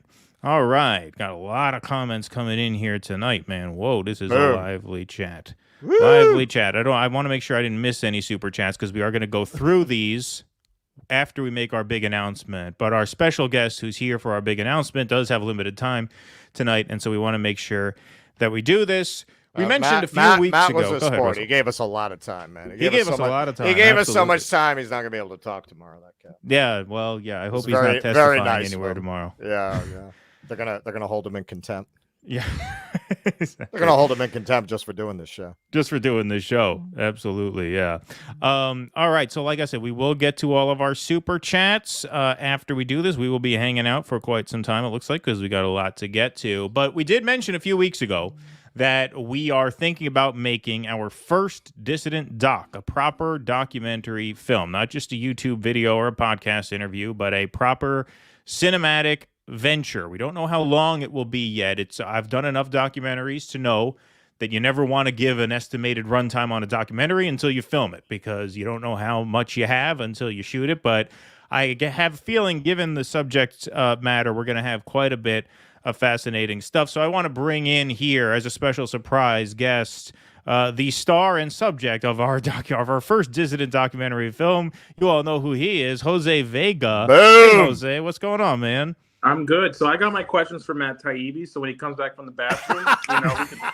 Right. I saw you drop a super chat in there. Yeah. Saying LaRouche is the way out. So I'll get to that. But thank you, my friend. Of course you did. Those of you who don't know Jose, most of you guys know Jose by this point, but Jose went viral protesting the AOC town hall. What was that? Last fall, something like that? It was October. Yeah, October. Yeah, October. And you've been at it since then, and we've interviewed you a bunch of times, and I thought, a young guy, a LaRouche activist, a Bernie bro turned Trump supporter, turned AOC supporter, turned anti-war protester. That's just a hell of an arc. And all three of us are New Yorkers, And I said, let me reach out to Jose to see if we can come in. That was going to be the plot of the next Star Wars trilogy, but they canceled it. I said, let me see if Jose would be so kind as to grant us a formal interview. We bring in some real cameras and some microphones and some lights and just really tell your story from beginning to end. Because I noticed a lot of people who would interview you, or a lot of people who would talk about you, would make a point to put a qualifier in there. Well, I'm not a LaRouche person, but this, and that. And, you know, I've talked to you a few times now, and I've said about you and Kynan and really everybody who I've spoken to in your circle, you are 10 times the independent thinker that the average Maddow consuming Democrat is. And so where does she come off? You noticed in her little TV bit, she said the LaRouche cult was there, right? Yeah. And so I'm like, you know what? Why do people feel the need to walk on eggshells about this? Why don't we just do a full story? So you could talk about who you are, what your politics are, and the journey you've been on, which is a really fascinating one. So I can't wait to do it. And thank you so much for opening yourself up to let us come in there and spend a few hours interviewing you and putting together a little movie on you. It's going to be really fun. Yeah, no, and I want to thank you guys for picking me as the subject of your first documentary. You know, I do think of myself as an independent-minded thinker. You know, I understand the stigma that comes with being a LaRouche person. You know, it's not like, why does everyone not like me? You know, and I joked about this too, because when Katie Halper first interviewed me, she said, you know, well, you did put exonerate LaRouche in your bio, and I was like, oh, is that why I'm not getting any Tinder matches too? You know, are people just like, you know? So hopefully this documentary will vindicate me, and it'll be trendy to put exonerate LaRouche in your bio, and then maybe we'll get some swipes. Well, you know, I mean, we just figured, a theme of this show, as Matt was just talking about, like, you know, a big theme of our show going back really since its inception, but especially this past year or so, has been, you know, keep an open mind about people. You know, don't be so quick to brand people. Don't be so quick to put the ick on somebody, as Russell quoted to Matt, you know. Just hear them out, hear what they have to say. And, you know, not only am I fascinated by what you have to say, no guarantee I'm going to agree with everything you have to say. I don't care. You know, we're going to spend a few hours. We're going to do a full in-depth interview. And the most important thing is I agree 1,000% with what you're doing right now. And no one else is fucking doing it. So someone's got to do it. So if the people out there doing it call themselves LaRouchers, what, you're going to nitpick them over that as opposed to support them for doing this really important work? Now, you got involved recently with Rage Against the War Machine. You're actually doing workshops on how to taunt Hakeem Jeffries with alphabet rhymes while being dragged away by the cops, right?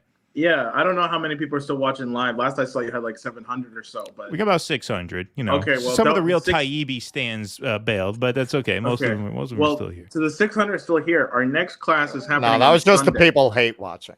That's all right.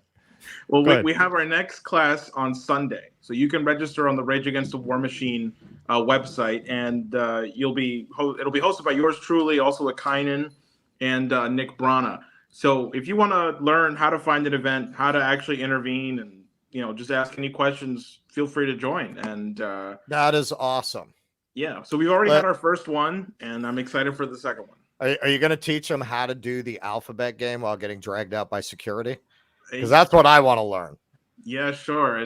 Well, you got to do your research, you know, see who you're going up against, you know, and that's why the Hakeem Jeffries thing, I thought it would be funny if I did the ABC thing, just because he had, I think, was like a month after he did that speech, and so I just thought, well, everybody said this is the greatest speech ever, you know, in American history, and so yeah. I was like, okay, well, I guess I can do it too. You know, I did the speech, but it was scripted. Yeah, we did our own version. No, I did. We did a version of it. Yeah, we dropped it as a little parody video. Okay, well, you know, a little insider. Mine was a little scripted too, because half an hour beforehand, I was like, well, yeah, I should probably come up with some rhymes. Just to... Now, did you come up with the entire alphabet, or were you assuming you'd be dragged out before you got to say L? I thought about that. I was like, how far should I go? And I was like, maybe D is okay to stop, because when Hakeem Jeffries got to F, I was like, oh, he's doing the whole alphabet, really? Yeah. So yeah, that's I just said, let me not do a Jeffries, let me just stop at D. So, I gotta run, gentlemen. I gotta get back to my thing. But I want to thank you guys again for allowing me to be your first subject. People can sign up on the Rage Against the War Machine for Sunday's class. And yeah, I guess I'll just email you my questions for Taibbi. I guess there was some mix-up. Maybe I got on too late. Beautiful. Yeah. But You got it. All righty. Okay. Thank you, Jose. We appreciate it, brother. Thank you, brother. All right. See, there's the difference between us and the Young Turks. They take your money for a project and they don't do the project. We didn't even ask for money and we're doing the project anyway. Yeah, we're doing the project. What a anyway. great deal.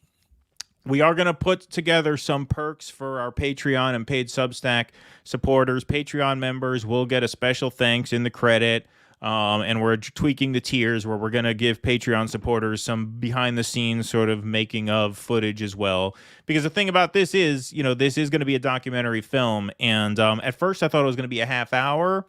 But when we were talking to Jose about doing this, he had a couple stories that themselves were just great, and they went on for 7 or 8 minutes. So now I'm thinking it might be a feature, might be an hour, because we're going to obviously show footage from the interventions themselves, which is going to take time. So it might be a little longer than we thought. Like I said, I've edited a few docs, and so I know you should never estimate running time before you shoot it, because it's not like a movie screenplay where you know what you're shooting before you do it. So it'll be probably neighborhood of an hour, would be my guess. But yes, obviously, those Patreon subscriptions and super chats obviously help pay for all of this stuff, and we will create perks for our Patreon supporters.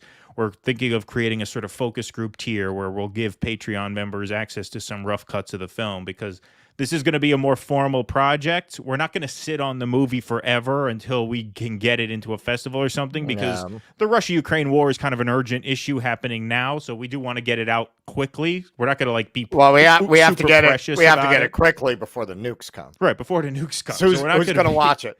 I mean, the electromagnetic pulse is going to knock out the internet. So. Exactly. So we're not going to be super precious about it and sit on it for a year. It'll probably be out late spring, early summer would be our guess. But it's going to be really, really fun. I think it's going to be a great project. We're super excited about it. And, Jose is great. I mean, you guys just saw Jose there. He's super smart, super funny, super interesting. And really, doing the Lord's work now as far as I'm concerned. So we're very, very excited about that. We are shooting the interview fairly soon, not too long from now. All right, let's hang out a little bit. By the way, check, hit that like button, hit that subscribe button if you're new here. Matt was super cool. Not only was Matt cool enough to join us, he was cool enough to tweet out the stream to his 1.8 million followers. So we had a lot of action on Twitter here watching that stream as well, which doesn't register in the YouTube view count. So Matt was really, really cool. I think that was probably our best interview we've ever done. That was a lot of fun. I mean, we had a lot of points of agreement. So that's true. A similar sense of humor. No, that was a lot of fun. All right, let's go through these. Oh boy, they're coming in now. How much, Red Z asks, how much for an executive producer credit? A little more than that, my friend, but thank you for the $2 anyway. No, we are putting together these tiers. We have a Patreon caller, by the way, who is in the studio right now. If you ever want to say hello, please feel free to unmute your mic. If not, I believe I have some private chats from you that we will read here. That's the kid I got chained up in the basement trying to call for help. Don't put on. Okay, good. Yeah, that's a joke, Russell. You gotta say that's satire. That's satire. It's satire. I don't have a basement, so that would be impossible. Right, yeah, be impossible. I'm up here on the 5th floor of a New York apartment. Yeah. All right, let's go through these, and thank you for them. Tusker, ask Matt to run a search on Twitter's involvement in tanking the Dukakis campaign in '88. Yeah, well, you should send that to Brianna Joy Gray. She might ask him about that. But look, by then the left already lost its balls. I mean, you haven't seen a left with balls since like the 70s. Right, exactly. Abiding 71. Thanks for the 99 cents, my friend. We appreciate it. Courtney Conover, Hate Inc. is an incredible read. Thank you to Matt for writing it. Yeah, no, that's a great book. Russell just sent me that Maddow chapter just to do a crash course on it. I think my dad had that book. I don't think I ever read that book cover to cover, but I've read a lot of sections of it just because it's right up my alley, and obviously, the subject matter is just. I mean, that book was really written for people like us who've been just sort of obsessed with the media space, especially since 2016. That book is foundational to my understanding of how modern media works. Like it's like it put all the pieces together in a way that you'd have to have the access and behind the curtain view that he has. Like you from out here, not being in the media, can kind of see all of this going on, but that book really puts it all together and explains to you how the machinery works. Right, exactly. Chris Bishop, thank you for the $5. How many books does Matt need to write to no longer be called a so-called journalist by members of Congress? Apparently, it is more than 9. Yeah, he really took that incoming. But as he told you there, he saw our video of that takedown. So I didn't get to mention my constructive criticism to his face here, but I hope he takes to heart that he's a little too nice. I mean, I don't want him to get held in contempt of Congress or anything, but he should. He should take off the gloves a little bit more when he's confronted by people like that, because there's no reason why they should get those sound bites. Well, man, I didn't feel like we were in a position to be hanging with Matt like that, but it definitely occurred to me like I very often when they just pummel him like that, he seems like surprised. You know what I mean? By how foul these people are being. He always seems a little taken aback by it. Like, well, even when Malcolm Gladwell played the race card on him a couple different times, he seemed a little surprised by it. Right. In that, that's what I'm debate. saying. Yeah. And the same thing in front of Congress. He seemed like a little surprised that they were going in that direction. Well, he's watching our show now, so if he watches our show for another couple of years, he'll gain the appropriate level of cynicism to the point where he'll be ready for it. You know what I mean? Like, I don't think there's anything we're saying that he doesn't already know. No, I know, but hopefully, our attitude will just, damn it, where's that ball? There it is. Taya, thank you for the $10, Taya. Really appreciate it. Matt quote tweeted Taya the other day too. Taya does a lot of censorship-related work and media-related work over in Australia. So thank you for that donation. Thanks for watching. Tusker says, hit the like button for the algorithm. Yes, hit the like button. Boost our boys. Thank you, Tusker. We appreciate that. Thank you, Tusker. I don't know what this is, Kinky. So I couldn't have asked them this even if we were taking those chats for it. But Canada's new Chinagate conspiracy. What is that? I'm not up on that. Do you know what that is? No, I mean, I'm of the view that Canada has lost its mind and is like a vision of liberal dystopia at this point in a lot of respects. But I don't know what that specifically is about. I mean, they were ahead of the curve on Canada. They did a whole movie about it 20 years ago. Blame Canada. They just did one of their new episodes had Prince Harry and Meghan Markle as This is my book. Canadian. Lie. We want privacy. Privacy. Privacy. He hits a golf ball through his house. Murphy, 2 pounds. Thank you, Murphy. Does Matt know Jimmy Dore wants to interview him? Oh, did we fail in our Jimmy Dore ball licking duties this evening? Were we supposed to mention that to him? I'm sorry. I didn't get, ball. Yeah. We didn't get that memo. Didn't get the memo tonight, but I don't. I'm not sure. Look, I'm sure he knows. I would imagine those fellows know how to get in touch with each other. Yeah, I'm sure he knows. If we can get in touch with Matt Taibbi, I'm sure Jimmy can. Indeed. Lag 665 pounds. Thank you so much. They did not go after Trump on financial games because they were playing the same games. Well, that's what I think a lot of it is. I was thinking about mentioning that. Yeah, like they don't want to turn over too many stones because what's good for the goose is good for the gander. They don't want to know what's under there. Yeah. This Devin almost made me laugh with their Devin had a great line while Matt was on. He said, "Let's add virtuoso now. Let's bring some callers in now. All right, let's open the phone lines and get people in there." We talked about that earlier, Russell and I. We're like, we'll take calls, but we got to wait till after the interview. He's such a nice guy. He probably would have sat for it, but he never would have done our show again. Yeah, well, he would have. Yeah. Ian, I think this is my brother, actually. Oh, should I not have said that? Did I blow your cover? My brother likes to maintain his privacy because of what he does. But anyway, I won't say any more. It might not be my brother. I don't know. His name is Ian. What have you learned about old Twitter's shadow banning? Can we get stats showing bias, the percentage of users with the visibility filter were conservative? Yeah, it's a good question. I don't know. He mentioned the willingness to come back. Maybe we will ask him that if we do a deeper dive on the Twitter files because, I imagine that would be difficult to aggregate unless you actually did have all the data, which he's said repeatedly that he hasn't been given all of the files. I'm assuming you would need a real comprehensive set to nail it down that specifically. Like which, who knows, that might be something they're worth. You would need a huge team of data analysts to go through everything to do that. It would right. be. I mean, it would be just think of the volume of it. It would be like mapping the genome. Exactly. I mean, you could hone in on a 1 week period and sort of use that as an estimate the way like a poll is a sample, So I guess you could do something like that. That'd be worth looking into. Garble, is that a giraffe logo? I can't tell what that animal that is on there. $13. It's a giraffe. Yeah. All right. Well, thank you. Right. I like giraffes. My kids like giraffes. Who doesn't like a giraffe? Who doesn't like a giraffe? You got to be an asshole not to like a giraffe. Yeah. Thank you for the 1372. Zach Boyles. When asked about left being censored, Koldorf is longtime leftist and Jay extremely apolitical, said third GBDs also left.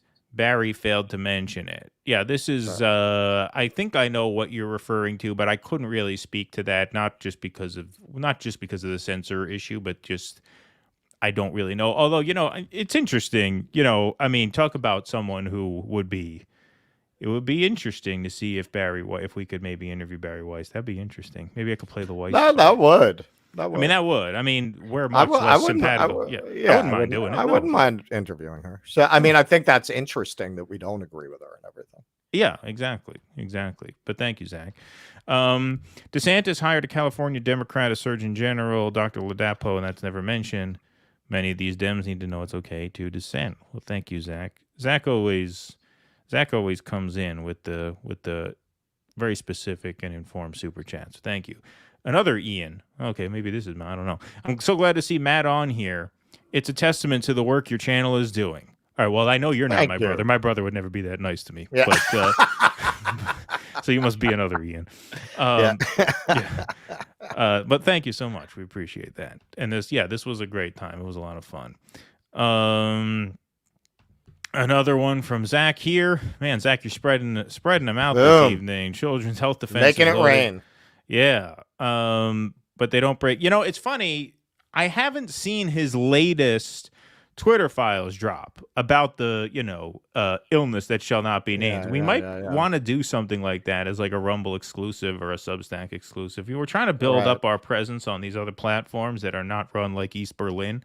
So if you want to go to our Rumble and subscribe there. Subscribe on Twitch too. We're trying to get to 100 Twitch subscribers so we could start posting videos to there, not just the streams.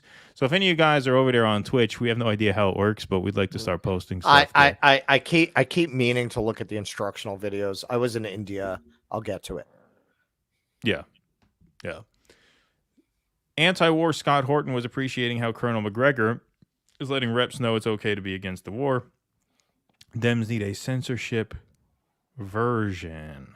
I don't know what you mean by censorship version. McGregor would be another guy I'd be interested in interviewing. That's the guy that the Vanguard gave Aaron Mate a hard time about not hanging up on halfway through the interview. For coddling. Yeah, for coddling, right. But he would be a great guest. I would love to have him on. Garble, thanks for another $14. Matthew Arnold put it right. Thought and speculation are best done individually. Worship and devotion are a group matter. The loss of individuality in news is a loss of thinking in favor of worship. I agree. That is a good quote. Russell, while I'm going through these, can you check the live feed and just star any other super chats that come in? Yeah, I'm keeping an eye on it. You're keeping an eye on them. Okay. You know what I'm saying, right? You could just hit that star button and it puts it in the queue. No, I do it sometimes. You usually get to it first. Awesome. All right.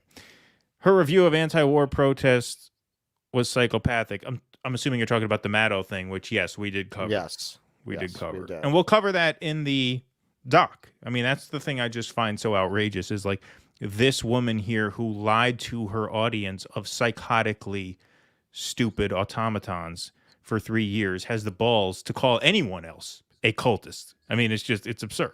Right. It's absurd. Yeah. Tusker, thanks for the $2.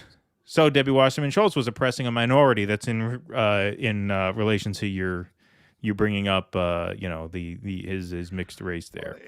Man, and that says something about his character that most people don't know that because he won't pull the card. He won't. Yeah, and even when he didn't tonight, turn around. He didn't want to get into. No, I can see his face. That's why I was like, I know you don't, but I will. Yeah. Exactly. Yeah, no. Even when Gladwell was pulling that shit on him, no. So that's why most people don't know that about it. Right. No, he didn't pull that. He just said at one point, I think he said, like, really? You're going to play the race card again? Like, he did. It did get to him after a few times. But, because it was just insane. I know Matt longs for 1955 when white people did the journalism. Right, yeah. No, and his response, he was exactly right. When people see these people and who they are, they don't like them. Gladwell is a big part, in addition to their performance, of why there was such a wide swing from against to for. Right. Yep. Okay, let's keep going here. Zach, really making it rain tonight, Zach. Thank you. Rogan was advocating conditionless homeless housing, played devil's advocate, and poo libs all clipped that as if it were his view to frighten Bernie people. Yeah, I mean, look, what Taibbi said about Rogan was, I think, true, and that's the most extreme example. That's the most extreme example. Listen.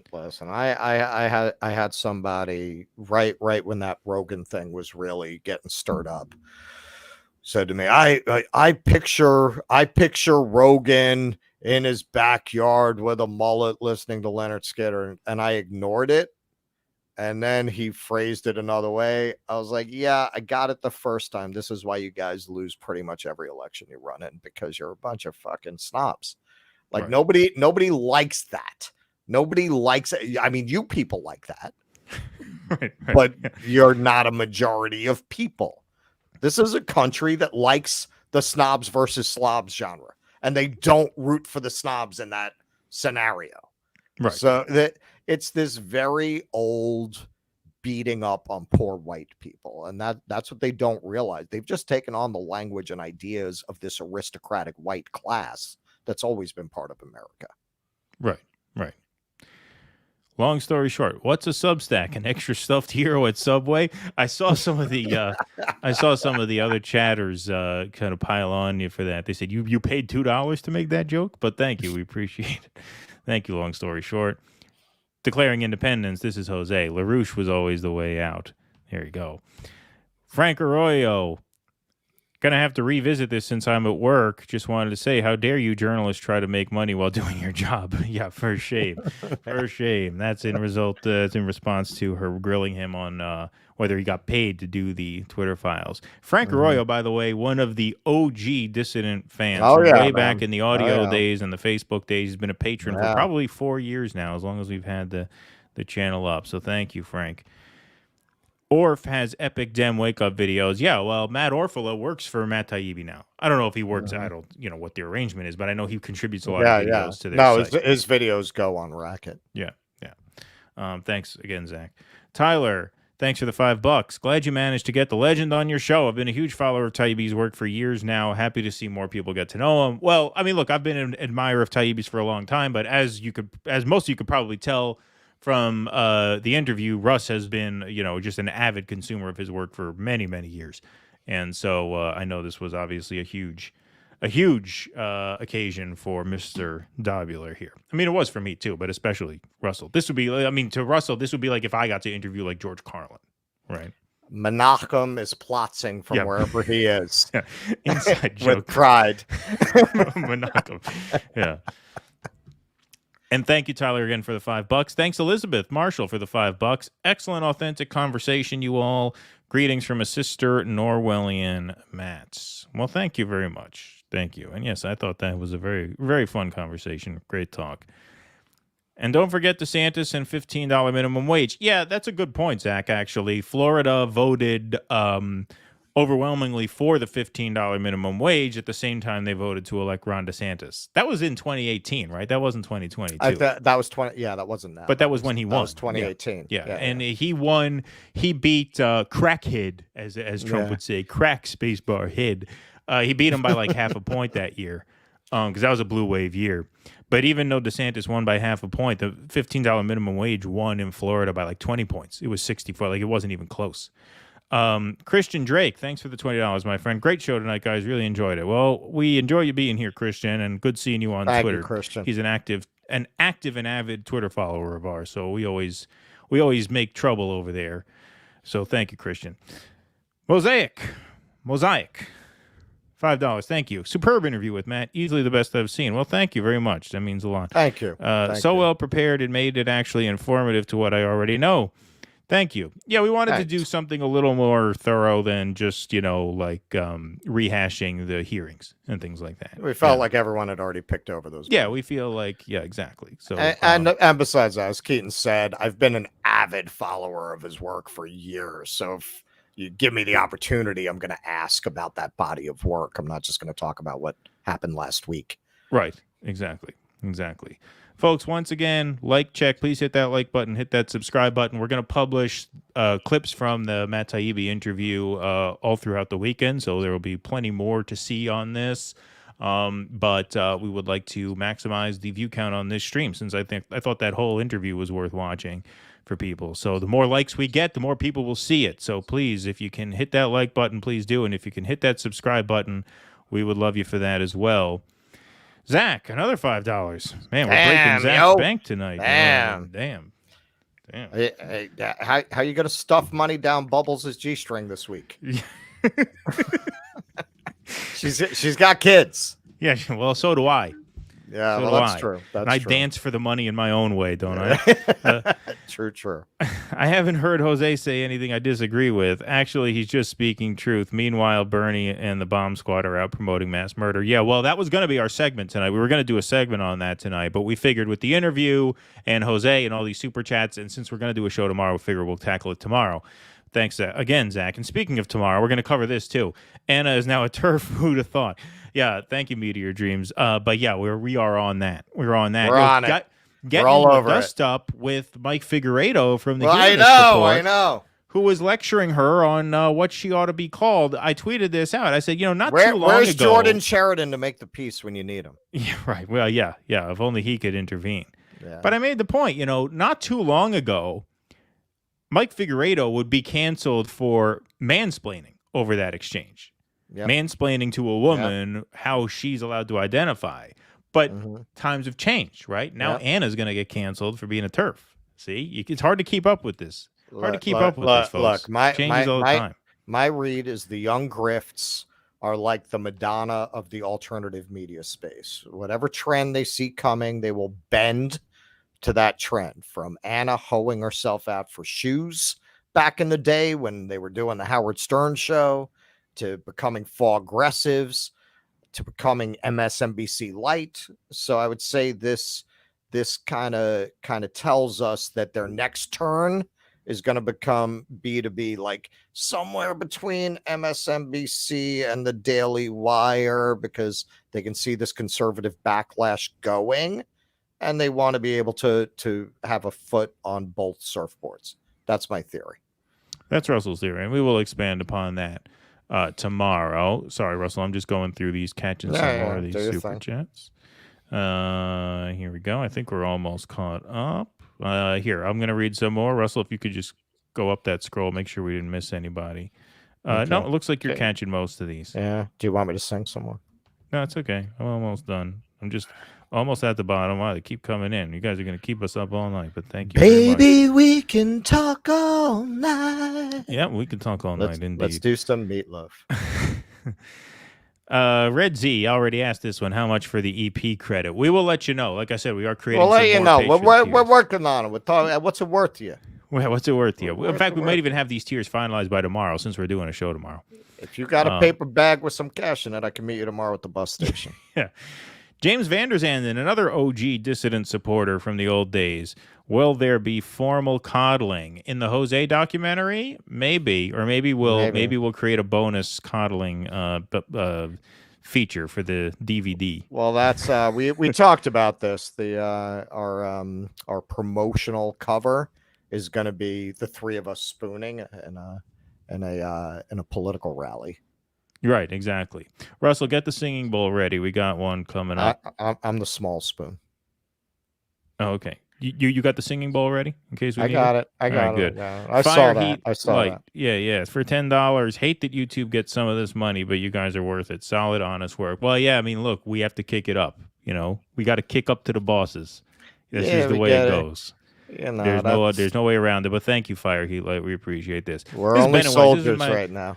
This is my dad. My dad was very generous in helping us produce the film tonight. Gave us $99.99. Thanks, Dad. Just one bowl ring, please. Yeah, so he wants you to keep that quick.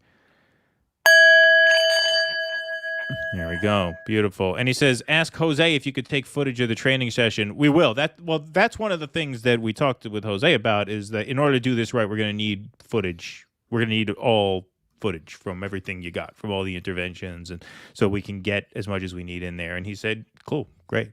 So yeah, no, he's been awesome about it. We've been talking to him about this for a little bit. We had a meeting with him last week to make sure he was on board because, he's put himself out there a lot. I don't want to impose and, have him put himself out there in a way he's not comfortable with. But yeah, no, he's been great. And we intend to get all that footage and incorporate all that. I mean, I think that's a very fitting ending to the movie, is seeing him pass the baton and train, a new batch. The next generation of future Guantanamo residents. The Vulture Vanity Show for $10. Thank you. I love your show, gentlemen. Please consider having Whitney Webb on the show.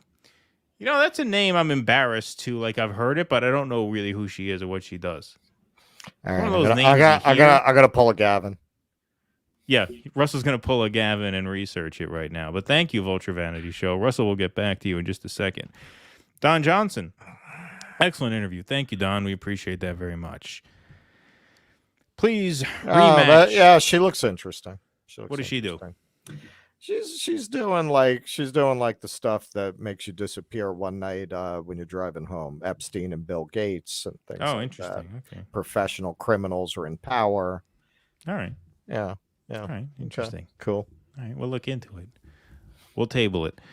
Thank you for the $4.99. Please rematch. Sorry if this is unrelated. That's okay. You paid for it. It could be unrelated. You can change the subject for $5. That's fair.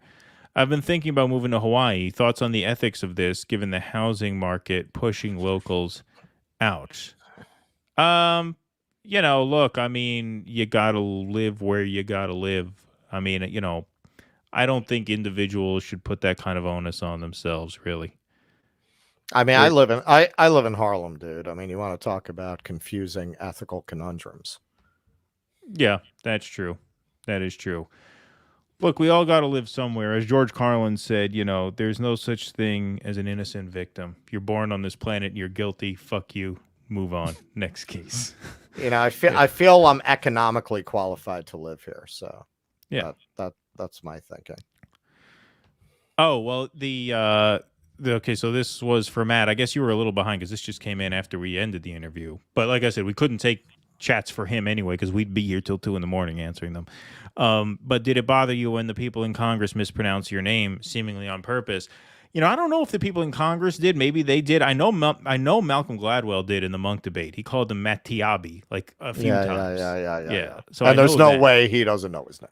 Right. Yeah, exactly. So that could have been on purpose. But thank you, Steel Stargazer. We appreciate the $20. It's very kind of you. Ron Burgundy, thank you for the $20. I'm new to Do Dissidents, but it has quickly become my favorite place to listen to intelligent conversation. Great work with Taibbi today. Stay classy. Well, thank you, sir. We really appreciate the compliment. Thank you very much. And I love the screen name. Yes. So somebody's asking me. This isn't a super chat, but let me answer this. So people are asking: is Harlem post gentrification? Isn't Harlem expensive now? I moved into Harlem 16 years ago when it was cheap, and before it was really gentrified. So I've been here I've been here long enough that I don't feel like I need to feel like I shouldn't be here, if you know what I mean. I'm not one of the people coming in with bags of money and driving up the rents. No, that is true. That is true. I can vouch for that myself, actually. All right, let's do a couple more here. Robert Penner, thank you so much, my friend. Looking forward to your doc telling the origin story of Jay Vega as a Spanish cage fighter. Yeah. Well, you know, that AOC military recruitment event that just happened, which we were going to do a segment on this evening, actually, which we'll do, I guess, tomorrow now. You know, he was going to go there and protest. And she mentions in her video that there were disruptors there that Secret Service had to kick out. Jose didn't make it in. There was going to be a video of that too. But, you know, she goes into this whole bullshit thing about how the protesters were, you know, somehow a threat to safety because there were children. That's what they always go to. They always That's go what to. Democrats always go to. It's a threat to safety. And some, you know, mass safety. movement candidate, right? Now protesters are a safety threat. I mean, come on. That's as boutique it's really left a position as you can see. Yeah. It's disgusting. Bill Maher did that segment a few months back about how you can't just change the meaning of words in his new rules. Right. And say he listed like 7 words, you know, referencing George Carlin, and safety was one of them. You can't just use that to mean whatever you want it to mean, Right. And that's what this is. Of course, safety. Of course. Yeah, no, it's just horrible, really horrible. And you know, we're gonna put all this stuff in the documentary too. Like this will all be in there because a politician's social media post that's not copyrighted. You know, we can use all that. So we'll really show the extent to which, particularly AOC, but not just AOC, obviously, you know, but how they've just really misrepresented him. I mean, that whole statement she put out on her Instagram when she was first confronted, saying, "Well, they're not actually anti-war protesters, right? They're actually right-wing, you know." Right. I mean, it's just horrible. And yep, we'll lay that all out in order, in thorough detail. That's one of the reasons why I wanted to do the film. I heard RJ, Esco, and RFK Jr. say Webb #1 indie journalist. All right, we'll look into it. A lot of love for Whitney Webb here. I never really knew much about it. All right, this is such a clever joke. I'm going to give it some love. You can't just change Clever line. Good one. That was a good one. Good one. All right. Well, I think that just about does it. I think we're all caught up on our super chats. Did we miss anybody's super chats? If we did, yell in the chat right now to go find mine and put a free version of it in there. So we do it. But like I said, folks, Patreon members will get a special thanks credit in that documentary film. So if you want to go over there and help us pay for this thing, we would love you for that. Go to patreon.com/DoDissidents or DoDissidents.substack.com. That all helps us out very much. Still got a good crowd in here, even after Mr. Taibbi has left. So that is great to see. Clips from this interview will be surfacing on YouTube and Twitter throughout the weekend. I got a lot of work to do tomorrow because there was a lot of stuff there that I think would make for really good clipped content. So we'll have a lot of segments out to push out to the masses. But thank you guys so much. Cyrus is here. All right. You know, late to the show. Can't wait to see the clips. That means. Yeah. Well, thank you, Cyrus. I appreciate it very much. And the whole interview is going to be available to watch in its entirety right here on this stream. There you go. That's the Cyrus cue. Every time he drops a super chat. Every time Cyrus drops a super chat, he gets a special soundboard shout out. Well, thank you, Cyrus. And the entire show, the entire interview will be available to watch. It's available to watch right now, and it will remain available even after we stop the stream. These live streams don't go away when they end. They stay up in their entirety, so you can always watch it straight through. So, alrighty. Is that it? Is that a night's work? Did we put in a night's work? We got to get this Patreon scroll over. We got a few more here on the first scroll, and then I got to create a second scroll, which I already did. But yeah, thank you for everyone who has signed up. Thank you for a great chat. We obviously want to thank Matt Taibbi once again for coming on. It was a great talk. Yep, and thank thank you guys Mr. for being here. Yes. Thank you, man. That was great. Yeah, that was really great. Thank you guys all for being here. We had a great crowd, a great chat, as I knew we would. And like I said, streams every Thursday night at 8, every Sunday night at 7. We are talking about adding a stream. What's that? Yeah, we'll announce our stream for tomorrow night. What time are we doing it? It's Friday. Maybe a little later since it's Friday, since people go out. Well, we'll try 8:30. It's not going to be that long a stream. It'll be about an hour and a half. 8:30? You don't think 8? All right, fine. We'll do 8. 8:30 is a little late for people. It's a little late. It's a little late for my grandfather here. So 8 o'clock. I think it's late for the crowd. All right. I mean, Friday night. What do you folks think? 8 or 8:30 tomorrow? You want to do 8 or 8:30? Remember, it's the Sabbath, too.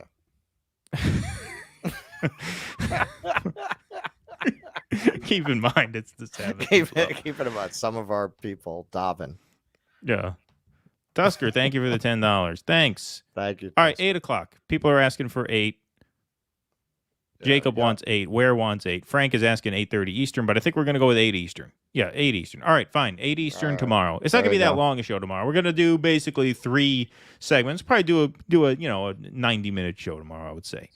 Not going to be a full 2.5-hour thing, but we'll get to some of the stuff that we didn't get to, because then we have another show coming up on Sunday. Yeah. So exactly.